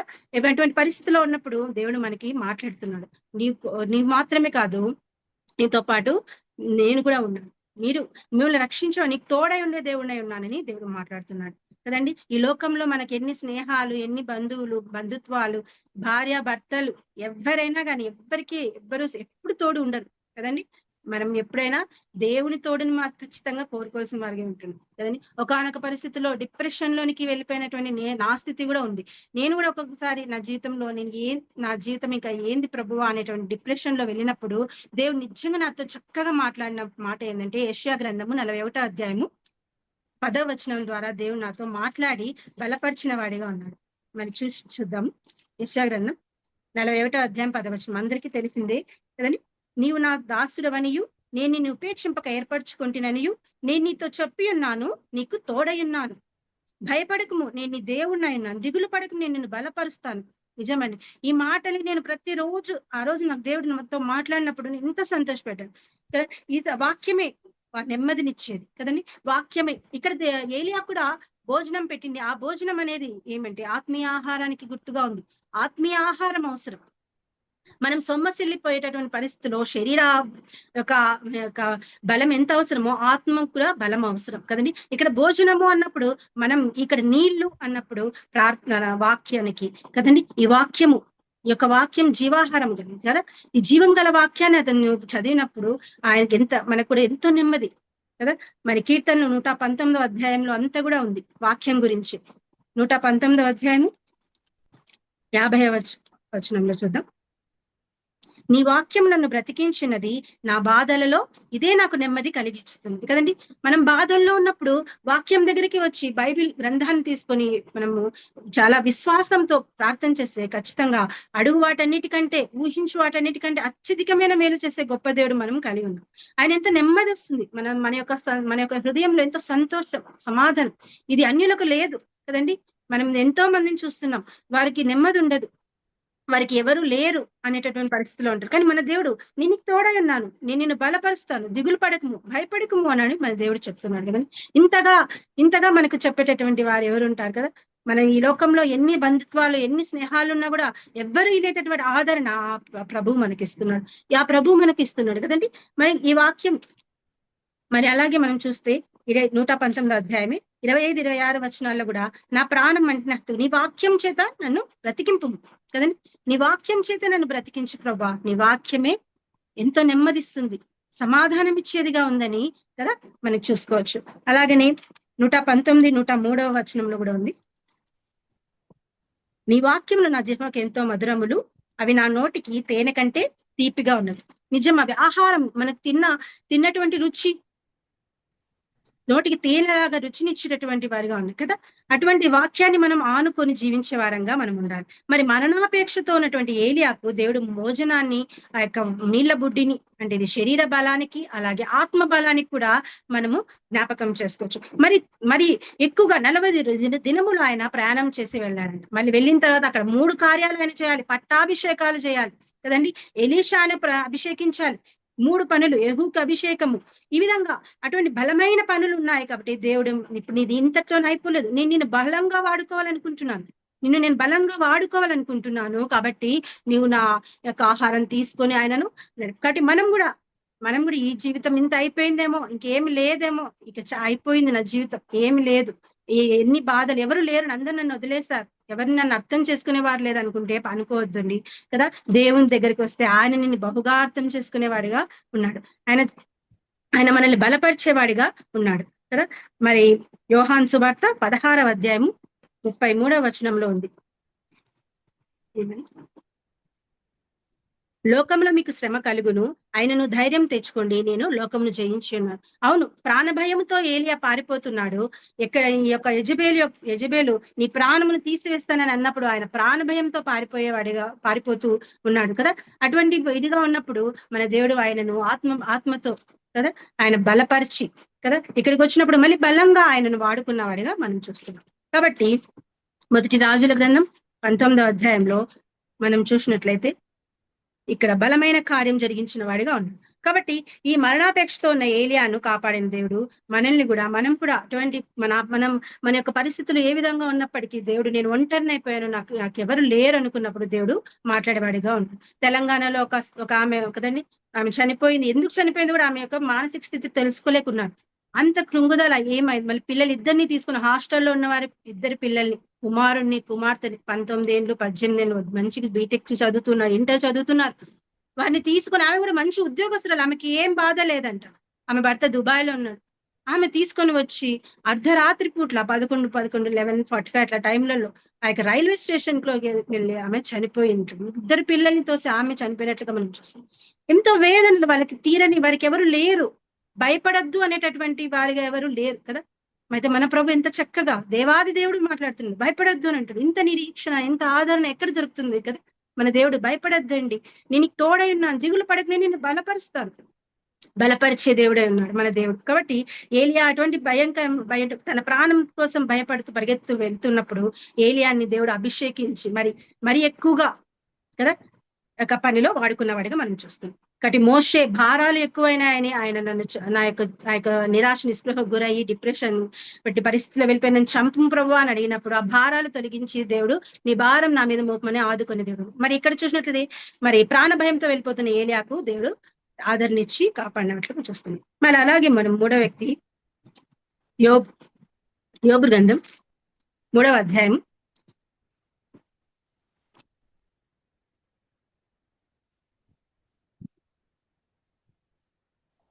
3వ వచనంలో చూస్తుంది,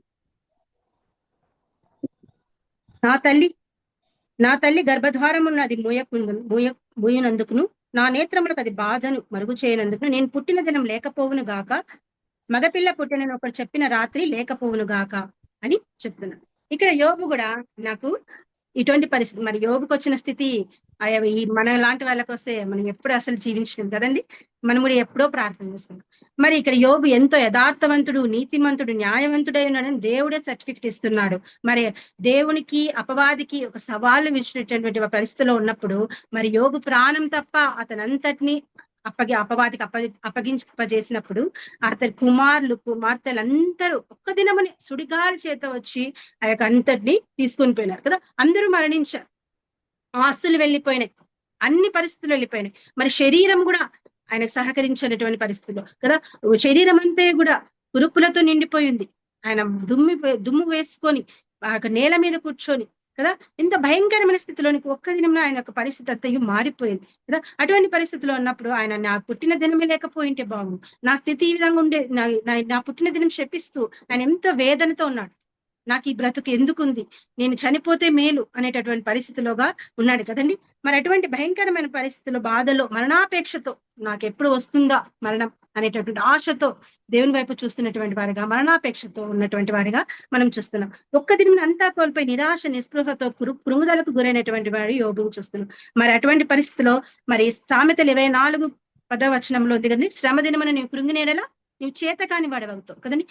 మనకు శ్రమ కలిగినప్పుడు కుంగిపోయే వారంగా ఉండకూడదు కదా. శ్రమ దినమున మనం దేవుని పాదాలు పట్టుకుంటే ఆయన మనకు చక్కని ప్రత్యుత్తరం ఇచ్చి, మనకు ఆలోచన ఇచ్చి, నడిపించి, ధైర్యం ఇచ్చి, దిగులు పడకము, నేను బలపరుస్తాను, నేను ఆదుకుంటానని చెప్పినటువంటి దేవుడు మనకు తోడై ఉన్నాడని మనం జ్ఞాపకం చేస్తున్నాం. ఆయన వాక్యం ద్వారా మనతో మాట్లాడే దేవుడుగా ఉన్నాడు. కాబట్టి ఆయన సుడిగాలిలో నుండి మరి ఇటువంటివన్నీ మాట్లాడినప్పుడు మరి యెహోవా దేవుడు యోబుకు ప్రత్యక్షం, సుడిగాలిలో నుండి ప్రత్యక్షం ఇచ్చి 38వ అధ్యాయంలో మాట్లాడతాడు కదండి.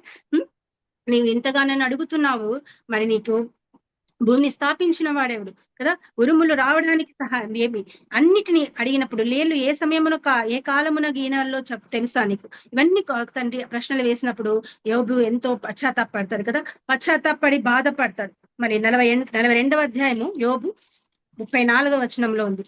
పశ్చాత్తాపడి ప్రభువుని అడుగుతాడు. 42:34 42:3 జ్ఞానము లేని మాటల చేత ఆలోచన నిరతం చేయ వీడెవడు, అలాగను వివేచన లేని వాడెవడు, ఏమియో నెరుగక నా బుద్ధికి మించిన సంగతుల గురించి నేను మాట్లాడుతుంది కదా, నేను మాట్లాడగోరుచున్నాను, దయచేసి నా మాట ఆలకించును.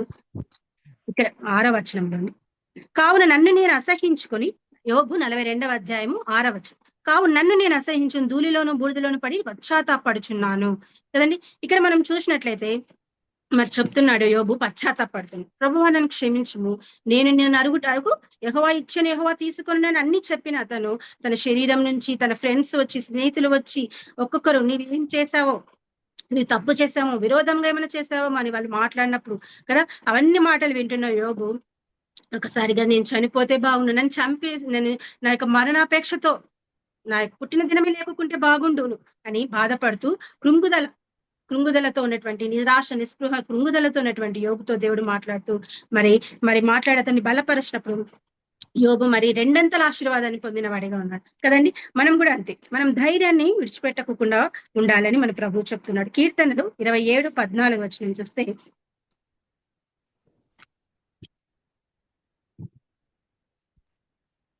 27:14 యెహోవా కొరకు కనిపెట్టుకొని ఉండుము, ధైర్యము తెచ్చుకొని నీ హృదయమును నిబ్బరంగా ఉంచుకొనుము. యెహోవా కొరకు కనిపెట్టుకొని ఉండుము, ధైర్యము తెచ్చుకోండి అని కదా, ధైర్యం తెచ్చుకొనుము, నీ హృదయమును నిబ్బరంగా ఉండి, విశ్వసించువాడు కలవరపడడు కదా. మళ్ళీ విశ్వాసంతో ఉన్నటువంటి యోబు లాంటి వారే, ఎంతో యథార్థవంతుడు, నీతివంతుడు, న్యాయవంతుడు, దేవుని చేత సర్టిఫై పొందినటువంటి యోబు కలవరపడుతూ కదా ఇక్కడ ఉన్నప్పుడు ధైర్యం తెచ్చుకొని మనము దేవుని వైపు చూసేవారుగా ఉండాల్సిన పరిస్థితి ఉంది మనకి. కాబట్టి మనం కూడా ఈ లోకంలో ఏవి కోల్పోయినా, ఏ పరిస్థితులు ఉన్నా, ఆస్తులు కోల్పోయినా, మరి లేకపోతే ఏదైనా ఆరోగ్యం కోల్పోయినా, లేదా మన బంధువుల్ని కోల్పోయినా, మనం ఏ విధంగా ఉన్న ధైర్యం తెచ్చుకుని యెహోవా కొరకు కనిపెట్టే వారంగా ఉండాలని ప్రభు మనకు చెప్తున్నాడు కదా. నీతిమంతుని కనుగ ఆపదలు అనేకములు అయినను వాటన్నిటిలోంచి యెహోవా తప్పించునని కీర్తనలు 34:17-19 ఉంది. కాబట్టి నమ్మిక ఉంచుకొని ధైర్యం తెచ్చుకొని అని ప్రభువు చెప్తున్నాడు. మరి యోబు యోబు జీవితంలో దేవుడు ఆ యొక్క పరిస్థితి నుంచి బలపరిచి ఆయనను ఆ బలహీన స్థితిలో నుంచి లేవనెత్తి ఆయన మరి 2 ఆశీర్వాదంగా ఆశీర్వదించి, మరి చివరి వచనాలు మనం చూసినట్లయితే 2 ఆశీర్వాదంతో కుమారులు కుమార్తెలు కదా అందరి కలిగి చాలా చక్కగా జీవించిన వాడిగా మనం చూస్తున్నాం. కాబట్టి మనం దేవుణ్ణి ఇటువంటి పరిస్థితుల్లో మనకు అటువంటి నిరాశ నిస్పృహలు కృంగుదలు వచ్చినప్పుడు ఆయన ఆనుకొని జీవించాలని, ఆయన మీద ఆధారపడి ధైర్యం తెచ్చుకోవాలని యోబు నుంచి మనం నేర్చుకుంటున్నాం. మరి 4వ వ్యక్తిగా యోనా గ్రంథం, యోనా 4వ అధ్యాయం 3వ వచనంలో, యోనా 4వ అధ్యాయం 3వ వచనం, యోనా ఆ పట్టణంలో ఒక దిన ప్రయాణం అంతా సంచరిస్తూ ఇక 40 దినములకు నీనెవె పట్టణం నాశనం అని ప్రకటన చేయగా. ఇక్కడ మనకి యోనా గురించి అంతే తెలుసు కదండి. 4వ అధ్యాయం 3వ వచనంలో ఉంది, నేనిక బ్రతుకుట కంటే చచ్చుట మేలు, యెహోవా నన్నిక బ్రతుకనీయక చంపుమని యెహోవా మనవి చేశాను. అక్కడ మోషే ఏ విధంగా నన్ను చంపు ప్రభువా అని అడుగుతున్నాడు. ఏలియా నన్ను నా ప్రాణం తీసుకో ప్రభువా చాలు బ్రతుకుంటున్నాడు. యోబు నా దినం లేకుంటే బాగుండు, నన్ను కూడా తీసుకో ప్రభువా అన్నట్లుగా అడుగుతున్నాడు. మరి ఇక్కడ కూడా యోనా కూడా ఈ విధంగా నిరాశతో ఉన్నారు. వీరందరూ నిజమే కదా. మరి యాకోబు పత్రిక 5వ అధ్యాయము 17వ వచనంలో ఉంది చూడండి. యాకోబు పత్రిక 5వ అధ్యాయం 17వ వచనం ఏమనుంది? ఏలియా మన వంటి స్వభావం గల మనుష్యుడే కదండి. వీరందరూ కూడా మనలాంటి స్వభావం గల మనుషులే. వీరు ఏమి ప్రవక్తలు అని చెప్పేసేసి వీరికి ఏదో శక్తులు ఉండొచ్చు, కానీ వారి ఇటువంటి నిరాశ నిస్పృహకు లోను కారు, బలంగా ఉన్నారు అనేది లేదు. అపవాది ఎవరినైనా పీడిస్తుంది, ఎవరినైనా కానీ లో స్టేజ్ లోకి తీసుకెళ్తుంది కదా. వారు మనం ఆత్మలో బలంగా ఉన్నప్పుడు కూడా వాడు ఎక్కువగా మనల్ని కృంగతీసేటటువంటి వాడిగా చేస్తుంటారు. కానీ దాని నుంచి మనం బయటికి రావాలంటే దేవుణ్ణి ఆశ్రయించాలి. యెహోవా దగ్గరికి వెళ్ళి నా భారం ఎక్కువ, నా భారం నీ మీద పెట్టినప్పుడు ఆయన నిన్ను ఆదుకుంటాను అని చెప్పినటువంటి దేవుడు. ఏలియా నా ప్రాణంను ప్రాణభయంతో పారిపోతున్నప్పుడు ఏలియాకు బలం ఇచ్చిన వాడే, ఆత్మ బలంతో నింపిన వాడిగా ఆయన బలంగా వాడుకునేటువంటి వాడుగా మన దేవుడు. మరి మూడో వ్యక్తిగా యోబుని చూసుకుంటే ధైర్యం తెచ్చుకొని ఆయన ప్రయాణం చేసిన వాడుగా.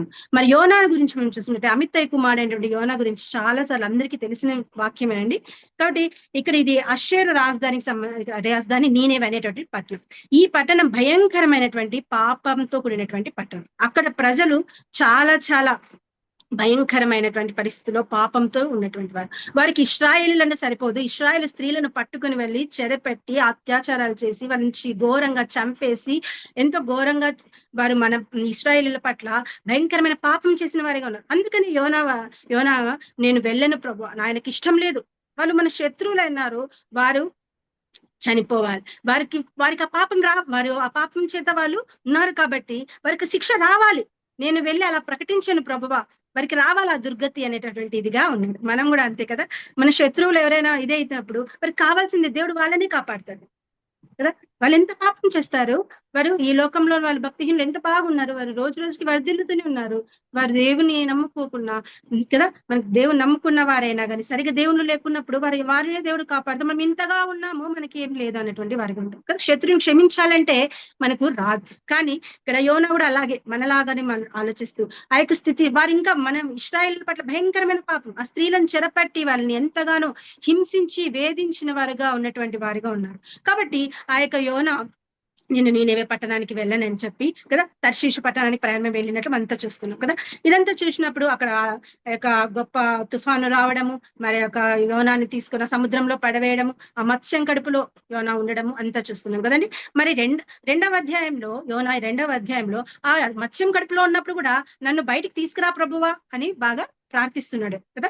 నన్ను బయటికి తీసుకొని రా ప్రభువా అని ఇక్కడ అడుగుతున్నాడు. చూడండి, నేను 9వ వచనం 2వ అధ్యాయం 9వ వచనంలో కృతజ్ఞతాస్తులు చెల్లించి నేను బలులు అర్పితును, నేను మొక్కుకునే మొక్కుబలను చెల్లింపక మానను, యెహోవా యొద్దనే రక్షణ దొరుకునని ప్రార్థించి కదా ఇలా ప్రార్థిస్తూ మరణకూపంలో నుంచి నన్ను పైకి రప్పించమని అడుగుతున్నటువంటి వాడిగా మనం చూస్తున్నాం. కాబట్టి అక్కడ ఉన్నప్పుడు కూడా నన్ను తీసుకో ప్రభు అనలేదు, నన్ను బయటకు తీసుకురా ప్రభు అని అంటున్నాడు. ఇక్కడ కార్యమంతయు జరిగించిన తర్వాత ఇక్కడ నన్ను చంపే ప్రభు అని అడుగుతున్నాడు కదండి. మరి ఎందుకు ఇంత అసహనానికి గురైనాడు అని మనం చూసినట్లయితే మన దేవుడు ఆయన వెళ్ళి ఆ యొక్క పట్టణానికి వెళ్ళి ఆ మత్స్యంకట్ల నుంచి బయటికి వచ్చిన తర్వాత ఆ పట్టణానికి వెళ్ళి నీనవే పట్టణానికి వెళ్ళి ఒక దుర్గతి రాబోతోంది అని ప్రకటించినప్పుడు ఆ యొక్క ప్రజలందరూ పశ్చాత్తపడి వారు ఇక్కడ వాళ్ళందరూ గోనె పట్ట కట్టుకొని బూడిదలో కూర్చొని రాజవస్త్రం తీసేసి ఆ రాజు అందరు కదా అక్కడ కూర్చున్నట్టు వారిగా ఉన్నారు. అప్పుడు దేవుడు మనసు తిప్పుకొని వాళ్ళ మీద పశ్చాత్తపడి ఇక్కడ చూసినట్లయితే 2వ అధ్యాయం 10వ వచనంలో వస్తే ఈ నీనే వారు తమ చెడు నడతలను మానుకొనగా వారు చేయుచున్న క్రియలను దేవుడు చూచి పశ్చాత్తాప్తుడై వారికి చేదనను తాను మాట ఇచ్చిన కీడు చేయక మానెను. ఈ మానినాడని మన యోనా కదా చింతాకానంతుడై ఉన్నాడు. వారికి రావాల్సిన శిక్ష రాలేదు. నాకు ఇది తెలుసు ప్రభా, నేను వెళ్తాను ప్రకటిస్తాను, వారు నమ్ముకుంటేనే వారు ఈ విధంగా పశ్చాత్తాపడుతూనే నువ్వు క్షమించే దేవుడు అన్నావు, నువ్వు కృప చూపే దేవుడు అన్నావు, నీ బిడ్డలను ఎంతగా హింసించినా వారు తెలియక చేశారని నువ్వు క్షమించేవాడిగా ఉన్నావు ప్రభా, నువ్వు క్షమించే దేవుడే అన్నావు. కాబట్టి ఇవి నీ ప్రజలు ఎంతగానో ప్రేమించే దేవుడే అన్నావు కదా. రక్షింపక నేరకు ఉన్నట్లు ఆయన చేతులు కురుచు కాలేదండి అంతగా కదా. మనం దేవా తండ్రి అని కన్నీరు ప్రార్థన చేసేదానే కదా వారి పాపాలన్నిటిని దేవుడు కడిగి వేశాడు.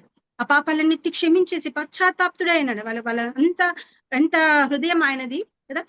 మెత్తని హృదయం కలిగిన దేవుడు మన దేవుడు కదండి. ఆయన మన కన్నీరుని చూచి కదా, ఆయన మరి కవిలలో దాచుకునేటటువంటి దేవుడు. కాబట్టి ఆయన వెంటనే కదా ఆ కీడు చేయక మానేసేటప్పటికి ఈ 4వ అధ్యాయంలో యోనా దీనిని చూచి బహు చింతాక్రాంతుడే కోపగించుకొని, ఈ విషయంలో బహు చింతాక్రాంతుడే కోపగించుకొని, యెహోవా నేను నా దేశమందుండగా ఇట్లా జరుగును నేను అనుకుంటుంది. ఇదంతా నాకు తెలుసు ప్రభువా, నీవు జాలియు, ఇక్కడ చూడండి దేవుని యొక్క స్వరూపాన్ని చెప్తున్నాను, నీవు జాలి బహు శాంతము అత్యంత కృపయు గల దేవుడై ఉండి పశ్చాత్తాపడి కీడు చేయక మానదని నేను తెలుసుకుని దానికి ముందుగానే తర్షీషులకు పారిపోతుంది కదా, నేను ఇక బ్రతుకుట కంటే చచ్చేది మీరు కదా. ఈ విధంగా అంటున్నాడు. శత్రువును క్షమించడం చాలా చాలా కష్టంగా ఉంటుంది కదా. మరి మార్కు 11వ అధ్యాయము 25వ వచనం, మార్కు సువార్త 11వ అధ్యాయం 25వ వచనం, మీరు ఒకరి మీద విరోధం ఏమైనాను కలిగి ఉండడలా మీరు నిలవబడి ప్రార్థన చేయనప్పుడు వారిని క్షమించుడి. మన దేవుడు మీకు విరోధం ఏదైనా ఉంటే వారి పట్ల మీరు నిలవబడి ప్రార్థన చేయడి కదా. నిలవబడి ప్రార్థన చేయనప్పుడల్లా వారిని క్షమించాలంటూ, క్షమించాలి. విరోధం ఉన్నా, నీ శత్రువైనా, నీకు అపకారం చేసినా. అందుకే కదండి నేడు మన అనేక మంది ఇలా ఉండడం చాలా కష్టం, కానీ మన దేవుని నమ్ముకున్న విశ్వాసులకు అది నిజమని చూపించారు. మరి మనం గ్రాహం స్టైన్స్ గురించి తెలుసు. ఆమె భార్య ఆయనని ఆయన 2 కుమారుల్ని ఆ యొక్క కార్ యాక్సిడెంట్ లో కాల్ చంపేసిన క్షమించింది. ఆమె వారిని క్షమిస్తున్నాను అని చెప్పింది. ఎంత మంచి మనసు. ఈ హృదయం ఎక్కడి నుంచి వచ్చింది? వారు దేవుని వాక్యాన్ని చదివారు కాబట్టి దేవుడు అటువంటి హృదయాన్ని వారికి ఇచ్చిన వాడిగా ఉంటున్నారు. ఆయన భర్తను పిల్లల్ని చంపిన వారిని ఆమె క్షమించుతున్నానని చెప్పినటువంటి వాడు కదా.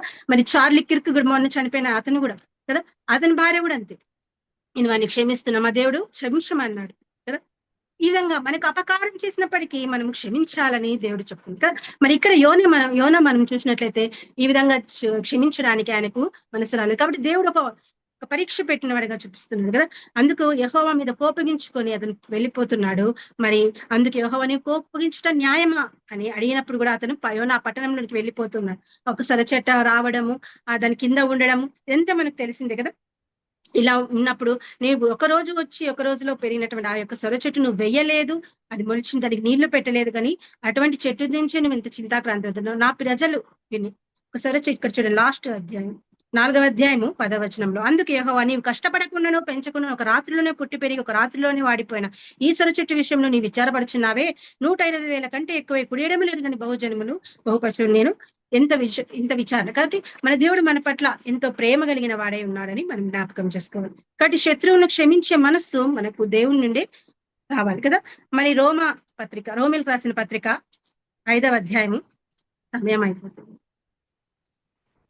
రోమిలకు రాసిన పత్రిక 5వ అధ్యాయం 6వ వచనం, ఏలైనగా మనం ఇంకా బలహీనమై ఉండగా క్రీస్తు యుక్త కాలమున భక్తిహీనుల కొరకు చనిపోయిను, నీతిమంతుని కొరకు సహితం ఒకడు చనిపోవట అరుదు, మంచివాని కొరకు ఎవడైనా ఒకవేళ తెగింపవచ్చును. అయితే దేవుడు మన ఎడల తన ప్రేమను వెల్లడిపరుచున్నాడు. మనం ఇంకా పాపులమై ఉండగానే ఆ యొక్క నీనెవె పట్టణస్థుల వాళ్ళు పాపులై పశ్చాత్తాపడినప్పుడు దేవుడు క్షమించాడు. మనం ఇంకా పాపులం ఉండగానే మన ప్రభువైన యేసుక్రీస్తు వారు మన కొరకు ప్రాణం పెట్టినాడు కదండి. మనం దాన్ని జ్ఞాపకం చేసుకొని మన శత్రువులను కూడా మనం క్షమిస్తే దేవుడు మనల్ని కూడా క్షమించేటటువంటి వాడుగా, మనం చేసే పాపాలను కూడా మనం క్షమించేటటువంటి దేవుడే ఉన్నాడని మనం జ్ఞాపకం చేసుకోవాలి. మరి చివరిగా మన ప్రభువైన యేసుక్రీస్తు మరి మత్తయి సువార్త, మార్కు సువార్త అన్ని అధ్యాయాల్లోనూ మరి సిలువకు వెళ్ళేటప్పుడు ప్రభువు ఎంతగా కదండి చింతాక్రాంతుడై దేవుని దగ్గర తన ప్రాణం కొరకు ప్రార్థించేటటువంటి వారుగా ఉన్నారు. లూకా సువార్త 22వ అధ్యాయంలో దీని గురించి విపులంగా వ్రాయబడింది చూడండి. లూకా సువార్త 22వ అధ్యాయము 42వ వచనం నుంచి స్టార్ట్ అవుతుంది. తండ్రి, ఈ గిన్నె నా యొద్ద నుండి తొలగించుటకు నీ చిత్తమైతే తొలగించుము, అయినను నా ఇష్టం కాదు నీ చిత్తమే సిద్ధించును గాక అని ప్రార్థించును. అప్పుడు పరలోకం నుండి ఒక దూత ఆయన కనపడి ఆయనను బలపరచెను. ఆయన వేదన పడి మరింత ఆతురంగా ప్రార్థన చేయగా ఆయన చెమట నేలపడుచున్న గొప్ప రక్త బిందువుల వలె ఆయన ప్రార్థన చాలించుట లేచి తన శిష్యుల యొద్దకు వచ్చి వారు దుఃఖము చేత నిద్రించుట చూచి మీరెందుకు నిద్రించును. ఇక్కడ మనం చూసినట్లయితే మన ప్రభువైన యేసుక్రీస్తు వారు కూడా ఈ యొక్క పరిస్థితిలోనికి వెళ్ళినటువంటి వారుగా ఉన్నారు కదండి. ఆయనకైతే తెలుసు ఆయన యొక్క మరణం ఏ విధంగా రాబోతోంది, ఆ కలవరి మరణం ఏ విధంగా రాబోతోంది, ఆ యొక్క సిలువని ఆ యొక్క సిలువ యొక్క శ్రమలన్నీ ఆయనకు తెలుసు కదా, ఆయనకు సమస్తం తెలుసు, అది ఎలా రాబోతోంది కదా. మరి మన యొక్క మరణం తెలిస్తే, మనకి ఇలా చనిపోతామని తెలిస్తే ఎంత భయపడతారు కదా. మనకు తెలియకనే ఎంతో ప్రార్థిస్తుంటాం తండ్రి ఎలాగా అని కదా. మరి ఇక్కడ ప్రభువు ఆయన యొక్క మరణం, ఆయన యొక్క పరిస్థితి అంతే దేవుడు చూపిస్తున్నాడు కదా. మరి అటువంటి వారిగా ఉన్నప్పుడు చిత్తమైతే మరి ప్రార్థించడానికి ఒలీవ కొండ మీదకి వెళ్ళినప్పుడు, ఆయన గెత్సెమనే తోటలో ప్రార్థిస్తున్నప్పుడు, తండ్రి ఈ గిన్నె నా యొద్ద నుండి తీసివేయి ప్రభా, ఈ యొక్క శ్రమ నా నుంచి తీసివేయి ప్రభా, ఆయన నా చిత్తం కాదు నీ చిత్తమే సిద్ధించును గాక. అవును, ఆయన ఎంతగా ప్రార్థిస్తున్నాడంటే అనేక మార్లు 3 మార్లు ప్రార్థించినట్టుగా మనం కూడా చూస్తున్నాం. ప్రతిసారి వెళ్ళి ఆయన ప్రార్థిస్తున్నట్టుగా మనం చూస్తున్నాం. అటువంటి వేదనలోనికి వెళ్ళాడు ఇక్కడ. మరి చూడండి, మరి ఆయన ఎంతగా అప్పుడు పరలోకం నుండి దూత వచ్చి ఆయన కనపడి ఆయన్ను బలపరిచెను. ఆయన వేదన పడి మరింత ఆతురంగా ప్రార్థన చేయుచుండగా చెమట రక్త బిందువులే, ఆయనకి ఎంతో చాలా బీపీ రైజ్ అయితే గానీ ఆ యొక్క రక్తం అట్లా ఆ విధంగా బయటికి రాదండి చెమట రూపంలో కదా. అంతగా చాలా కృంగుదలకు వెళ్ళిపోయినటువంటి వాడిగా మన యేసుప్రభుని కూడా మనం చూస్తున్నాం కదా. ఆయన నరుల వలె రక్తమాంసంలో పాలివాడే వచ్చాడు ఈ లోకంలోనికి. ఆయన ఏది దేవదూత వలె లేదా రెక్కలు ధరించుకుని రాలేదు, కానీ నరుల రక్తమాంసం వలె పాలివాడే వచ్చాడు. ఆయన మనలాగే శరీరం, మనలాగే కదా అన్నిటిని కలిగి ఉన్నాడు, కానీ లోకాన్ని జయించాడు. ఎందుకంటే ఆయన రక్తం పవిత్రమైనది, నిర్దోషమైనది, నిష్కల్మషమైనది కదా. అటువంటి గొప్ప దేవుడు మన కోసం ఆ రక్తాన్నంతటిని కార్చడానికి, ఈ లోక పాపంలో మోసుకొని పోయి దేవుని గొర్రె పిల్లగా రావడానికి సాధు రూపాన్ని ధరించుకొని దాని చిత్తాన్ని, తండ్రి అధికారం లేనిది చేయడానికి ఎవరికి సాధ్యం కాదు కదా. యోహాను సువార్త 19:10 ఉంది, తండ్రి అధికారం ఉంటేనే నువ్వు నన్ను పట్టుకోనగలవు. ఇన్ని రోజులు నేను జన సమూహంలో చాలా దొరికినప్పుడు మీరు నన్ను పట్టుకోలేదు కదా, ఇప్పుడు అధికారం, తండ్రి అధికారం ఉన్నప్పుడు మీరు నన్ను పట్టుకోనగలుగుతున్నారు కదా. ఈ యొక్క లోకాన్ని అంతటిని జయించాలి. మన యొక్క పాపాలతో, మన యొక్క శాపాలతో మనము చచ్చిన వారమై ఉంటుండగా, ఈ యొక్క గొర్రెల యొక్క మేకల యొక్క రక్తం పాపాన్ని తీసివేయట అసాధ్యమై ఉంటుండగా, మా ప్రభువైన యేసుక్రీస్తు యొక్క రక్తం, పవిత్రమైన రక్తం చిందించడం వల్లనే పాప క్షమాపణ దొరుకును కదా. మనకందరికీ రక్షణ దొరకాలి అంటే ఆయన పవిత్రమైన రక్తాన్ని కార్చాలి, చివరి రక్త బొట్టు వరకు ఆయన కార్చాలి. అలా కార్చినప్పుడు మనందరికీ రక్షణ, విమోచన దొరికింది కదండి. ఆ పరలోక రాజ్యం, నిత్య రాజ్యం, పాటలో పాడుకున్నట్టు ఆ మహిమ రాజ్యం కొరకు మనం వెళ్ళాలి. అక్కడ కన్నీరున్నది, దిగులున్నది, అటువంటి రాజ్యాన్ని మనకి ఇవ్వడానికి ఆయన ఈ యొక్క కార్యాన్ని చేశాడు కదా. ఈ యొక్క కార్యాన్ని చేయడానికి ఆయన తండ్రి ఆయన కుమారుని, ఏకైక కుమారుని, ఈయన నా ప్రియ కుమారుడు, ద డియరెస్ట్ సన్ కదా. అటువంటి నా ప్రియ కుమారుడు ఎందు నేను ఆనందించిన 2 సార్లు చెప్తాడు కదా మన దేవుడు. అటువంటి గొప్ప కుమారుణ్ణి మన కొరకే, నీ కొరకు, నా కొరకు, ఎప్పుడు మనం తొలగిపోయేవారు, పాపాలకు తొందరగా పడిపోయేవారు, కొంచెం కూడా సహనం ఉండదు కదా. అటువంటి వారంగా ఉంటున్నటువంటి మనం, నేనైతే నిజంగా ఎప్పుడు అనుకుంటుంటాను, ఏదైనా కొంచెం శ్రమ వస్తే భరించలేను, సహించలేను కదా ప్రభు, నీవు ఎలా భరించావు నాయన. ఆ యొక్క ఈ మా అందరి పాపాలు, మనకి ఏ శ్రమ వచ్చినా ఆ ప్రభువుని చూడాలి, ఆ ప్రభు వైపు చూస్తేనే మనకు ఆ యొక్క నిజంగా ఏలియా, మోషే వీరందరూ కూడా ఇటువంటి మరణాపేక్షలు వచ్చినప్పుడు వారు ఏ విధంగా దేవుని వైపు చూశారు, దేవుని నుంచి ఏ విధంగా బలపరిచాడు. మరి యేసు ప్రభు వారు గొప్ప కార్యం జరిగించట ద్వారానే మనకు అందరికీ లోకానంతటికీ రక్షణ వచ్చింది కదా. మనకి ఇక్కడ హెబ్రీయులకు రాసిన పత్రిక 5వ అధ్యాయము 8వ వచనం త్వరగా చూస్తుంది. హెబ్రీయులకు రాసిన పత్రిక 5వ అధ్యాయం 8వ వచనంలో చూసినట్లయితే, ఆయన కుమారుడు తాను పొందిన శ్రమల వలన విధేయత నేర్చుకొనిను కదా. ఆయన కుమారుడు శ్రమలు, ఆ శ్రమలలో దేవునికి విధేయత చూపించిన తండ్రి అయిన దేవునికి విధేయత చూపించాడు కదా. కుమారుడు కూడా దేవునికి విధేయత చూపించాడు. మరి మనము ఏ విధంగా విధేయత చూపించే వారంగా ఉండాలని, మనకు ఒక మాదిరికరంగా ఉండడానికి యేసుప్రభు వారి కార్యం చేసిన వరకు చూస్తుంది. ఎఫెసీయుల పత్రిక 2వ అధ్యాయము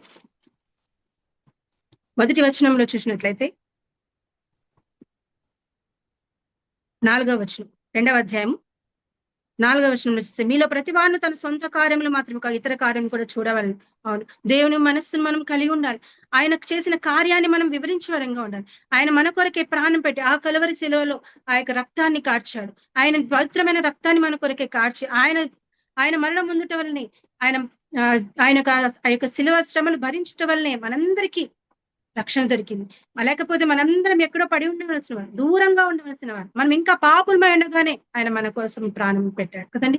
మరి ఇటువంటి రక్షణ, ఇటువంటి గొప్ప ఉచితమైనటువంటి రక్షణ మనం పొందుకున్నాం కాబట్టి దాన్ని నిర్లక్ష్యం చేసుకుంటే మనం ఆ ఉద్గత నుంచి తప్పించుకోలేము. కాబట్టి మనకు దేవుడి యొక్క పరిస్థితిని మనం చూపిస్తుంది. కాబట్టి అలాగే 2వ కొరింథీ పత్రిక 4వ అధ్యాయం 16వ వచనం కూడా మాట చివరిగా చూస్తుంది. 2వ కొరింథీ పత్రిక 4వ అధ్యాయం 16. కావున మేము 4వ అధ్యాయము 16వ వచనం. మొదటి కొరింథీయులకు రాసిన పత్రిక 1:18.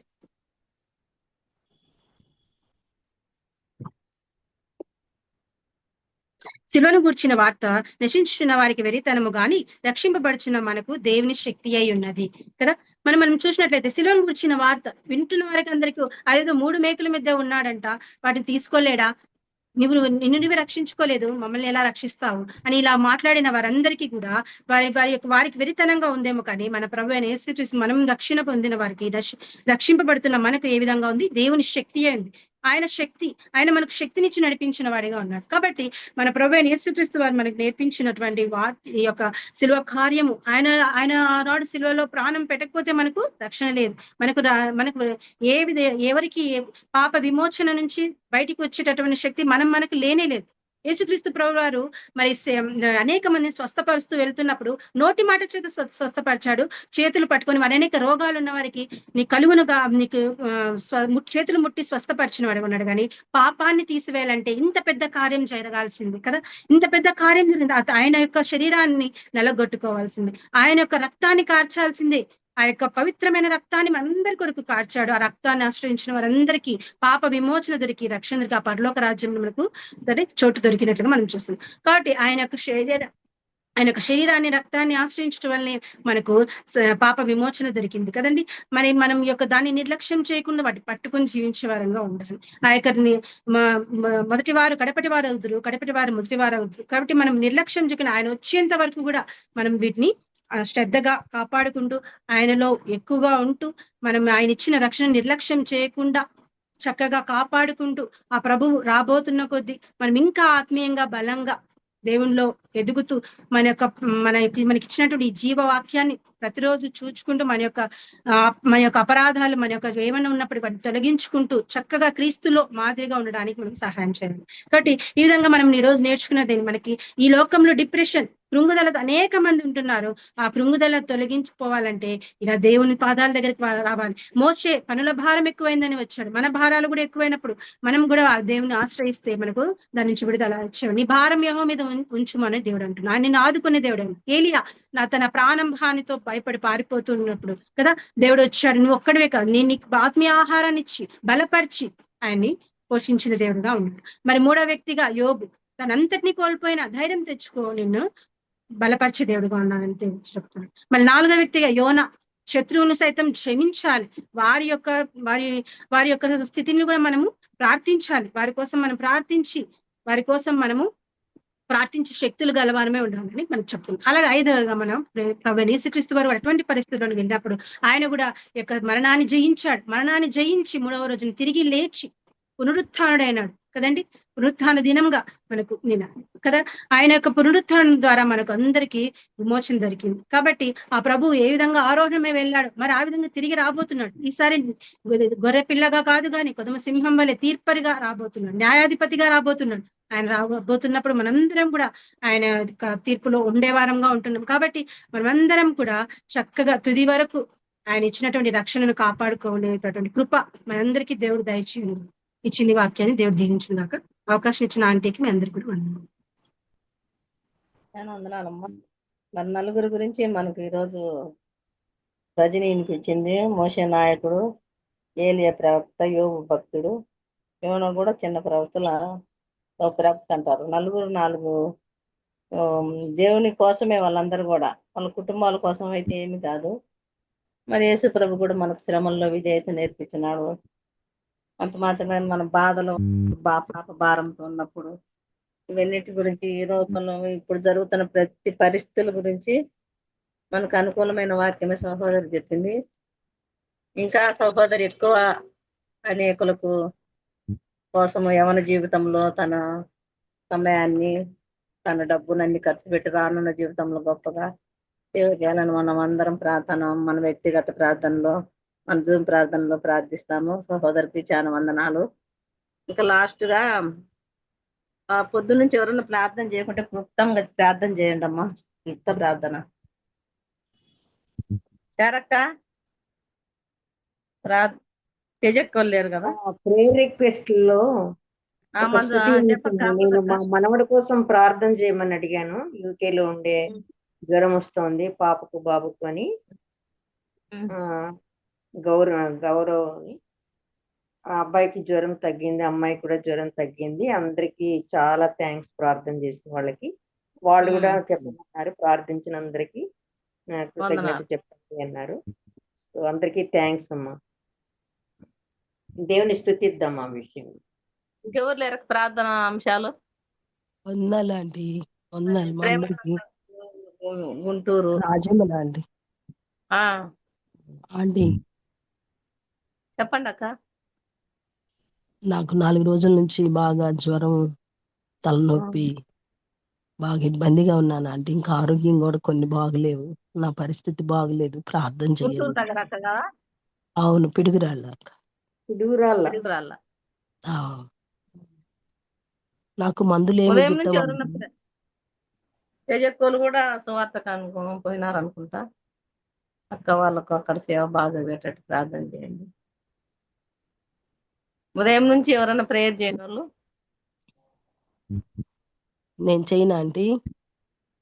చేయండి, ప్రేయర్ రిక్వెస్ట్ చెప్పినారు కదా. పరిశుద్ధుడైన తండ్రి, ప్రేమ దయగల మా ప్రభువా, అన్న గురించి కూడా వాట్సాప్ లో పెట్టినారు కదమ్మా. సరే అన్న ఆంటీ. గురించి కూడా ప్రేయర్. పరిశుద్ధులైన తండ్రి, మీ కొందనాలు స్తోత్రాలు నాయన. మా ప్రియ ప్రభువా, అనుదినము జరుగుతున్న ఈ జూమ్ మీటింగ్ కొరకై స్తోత్రాలు. పరిశుద్ధులు ప్రతిదినం చేరి మీ సన్నిధిలో ప్రార్థించి పాటలు పాడి నాయన నీ వాక్య ధ్యానంలో ఉంటుండగా ఇప్పటి వరకు సహాయం చేశారు. మీకు స్తోత్రాలు. ఈ దినం కూడా నీ బిడ్డను బలపరిచి మీరు అందించిన వర్తమానం కొరకై స్తోత్రాలు. పర్వదినాలలో ప్రవక్తల ద్వారా ప్రభువా నానా విధాలుగా మీరు నీ వాక్యం ద్వారా మాట్లాడినట్లు ప్రభువా ఈ దినం కూడా నాయన మాతో మాట్లాడుతూ మమ్మల్ని బలపరుస్తూ ధైర్యపరుస్తున్నందులకై స్తోత్రాలు. నీ వాక్యమే మా ఆధారం, అందులకై మీ కొందనాలు నాయన. మరి ఈ దినమునైనా ప్రభువా మరి స్తుతి అంశంగా ప్రభు అమృత ఆంటీ వాళ్ళ మనవడు మనవరాలు వారి విషయంలో చేసిన సహాయం కొరకై స్తోత్రాలు. ప్రతి విషయమందును కృతజ్ఞతాస్తుతులు చెల్లించమని చెప్పారు. ప్రభు మేలు చేసినప్పుడే కాదు, అనేక ఇబ్బందుల్లో కూడా మేము మిమ్మల్ని స్తుతించాలని మాకు నేర్పిస్తున్నారు.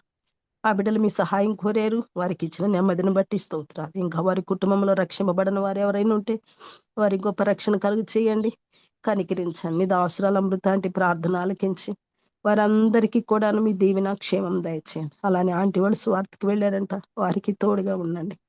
అలాగే మా ప్రభు మరి ఈ సమయంలో ప్రేమానందం గారి కొరకే ప్రార్థిస్తున్నాం. మీ దాసుడు ఆపదలో ఉన్నారు ప్రభు, మీరే సహాయం చేయండి. ఏమి చేయలేని దిక్కులేని పరిస్థితులలో ప్రభు, డాక్టర్ల వల్ల కూడా కాదు కానీ మీరు మాట మాత్రం సెలవిస్తే చాలు ప్రభు, స్వస్థపరచబడతారు. మీరే ఆదుకొనమని వేడుకుంటున్నాను. అలానే హర్యానాలో ఉన్న జాషువా తన కుమార్తె ప్రభు మరి పడి చెయ్యి ఇబ్బంది ఆపరేషన్ చేయాలన్నారు. ఆ బిడ్డ సూజన్ విషయం కూడా ప్రార్థిస్తున్నాం. చిన్న బిడ్డ, ఆ బిడ్డను కూడా కనికరించండి, ఆదుకోనండి. జాషువా కూడా సంపూర్ణ ఆరోగ్యం దయచేయండి ప్రభా. నీ సేవకులందరికీ ఆరోగ్యం దయచేయండి. నీ పని చేయుటకు వారిని మీ శక్తితో నింపండి. మా పితరుల విషయంలో మీరు ఎలాగో బలపరిచి వాడుకున్నారు, అలాగునైనా రక్షింపబడిన మమ్మల్ని అందరినీ మీరు వాడుకోనమని వేడుకుంటున్నాం. మీ మహిమ కొరకు దయచూపండి. ఇంకా ఈ కొడుకులు ఎవరెవరు ఇబ్బందులు కలిగి ఉన్నారు వారందరినీ కూడా జ్ఞాపకం చేసుకోండి. ప్రతి సమస్యలో కూడాను శ్రమ నుండి ఉండుట నాకు మేలా అయినని భక్తుడు చెప్పినట్లు వినయము, విధేయత, దీన మనసు, ప్రభు, పరిశుద్ధత, నీతి మేము నేర్చుకొని నీ అడుగుజాలు నడుచుకోవడానికి కృప చూపమని వేడుకుంటున్నాం. సహాయం అందించమని ప్రార్థన చేస్తా ఉన్నాం. సంఘాలలో కనిపెట్టుకొని పని చేయుచున్న నీ పిల్లలందరినీ దీవించండి, వారిని బలపరచండి, ఆశీర్వదించండి.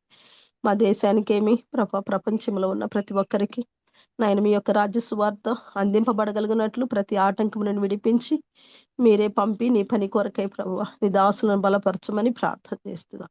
సహాయం అందించమని అయ్యా, దీనిరాలుగా నన్ను కూడా జ్ఞాపకం చేసుకొని నీ పని కొరకై వాడుకోనమని, మేము చేయించిన చిన్న పనిని కూడాను ఆదుకొనమని, పరిచర్యను ఆశీర్వదించమని మీకే మహిమ ఘనత ప్రభావంలో ఆరోపించచ్చు. తల వంచిన ప్రతి బిడ్డ కూడాను నీ వాక్యం ద్వారా దీవింపబడుతూ ఈ సహవాసం ద్వారా మేలు కలుగునట్లు కుటుంబాలకు దీవెన, మేమే కాదు మా ఇరుగు పొరుగు వారు, మా సమాజము, సంఘం అంతా కూడాను క్షేమం పొందినట్లు ఈ కూడికలను దీవెనకరంగా చేయమని, మహిమ పొందమని యేసు ప్రభు నామమున ప్రార్థన చేసి స్తుతించుచున్నాము తండ్రి.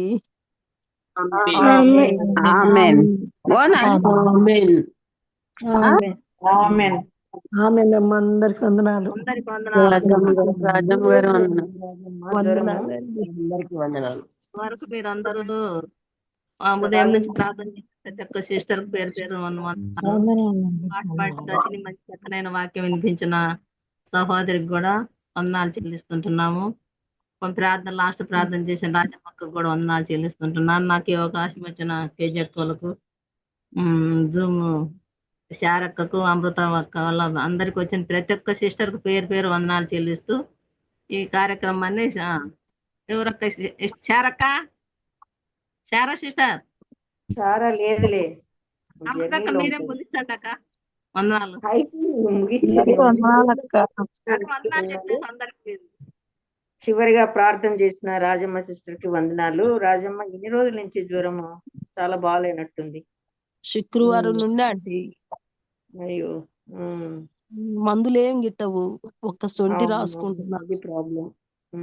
సొంటి కాఫీ తాగు, అంటే ఏ పాలు లేకుండా సొంటి అది కాసుకొని కూడా తాగు. కడుపు ఒప్పుకోదా అంటే సొంటి కూడా, మిరియాలు గాని సొంటి గాని కడుపు ఒప్పుకోదు. బాధ. ప్రార్థన చేస్తాం సిస్టర్, ధైర్యంగా ఉండండి. ప్రార్థన చేస్తాము. జూమ్ లో చేసిన యాంజిల్ హెరాల్డ్ కి వందనాలు, దెబోరా సిస్టర్ వందనాలు, శారా వందనాలు, మణిమాల సిస్టర్ వందనాలు. Thank you. మీరు బాబు ఎలా ఉందని బాగా మాట్లాడాడు నాతోటి, బాగున్నాడు. చాలా థ్యాంక్స్ మీరు ఇద్దరు ప్రార్థన చేసినందుకు. మల్లేశ్వరి సిస్టర్ వందనాలు, మణిమాలక్క వందనాలు, మనోన్మనక్క వందనాలు, మేరీ సిస్టర్ వందనాలు, 1+0 అంటే రేచెల్ సిస్టర్ వందనాలు, వందనాలు రాజమ్మ, రూత్ మేరీ వందనాలు, తర్వాత రత్నమ్మ సిస్టర్ వందనాలు, సుధా ప్రసాద్ సిస్టర్ వందనాలు. సుధా బాగుందా సుధా ఇప్పుడు నీకు? బాగుంది అక్క, కొంచెం జలుబు చేసింది అక్క. Okay okay. సుకన్య వందనాలు, వేదరాజ్ వందనాలు, విశ్వేష్ సిస్టర్ వందనాలు. ఐఫోన్ లో ఎవరు ఉన్నారో అంటే దెబోరాలే సిస్టర్స్ ఏమో వందనాలు, కొండమ్మ వందనాలు, సావిత్రి వందనాలు. మీరు కూడా ఒకరికి వందనాలు చెప్పుకోండి. ఈ కూడికి ఎంతటితో ముగిసింది. ప్రభు చిత్తమైతే మరి కలుద్దాం.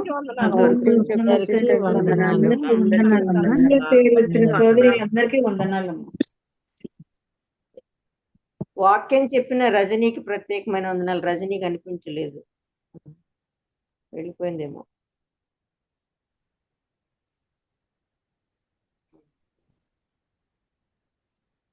మీరే లీవ్ అయిపోయింది.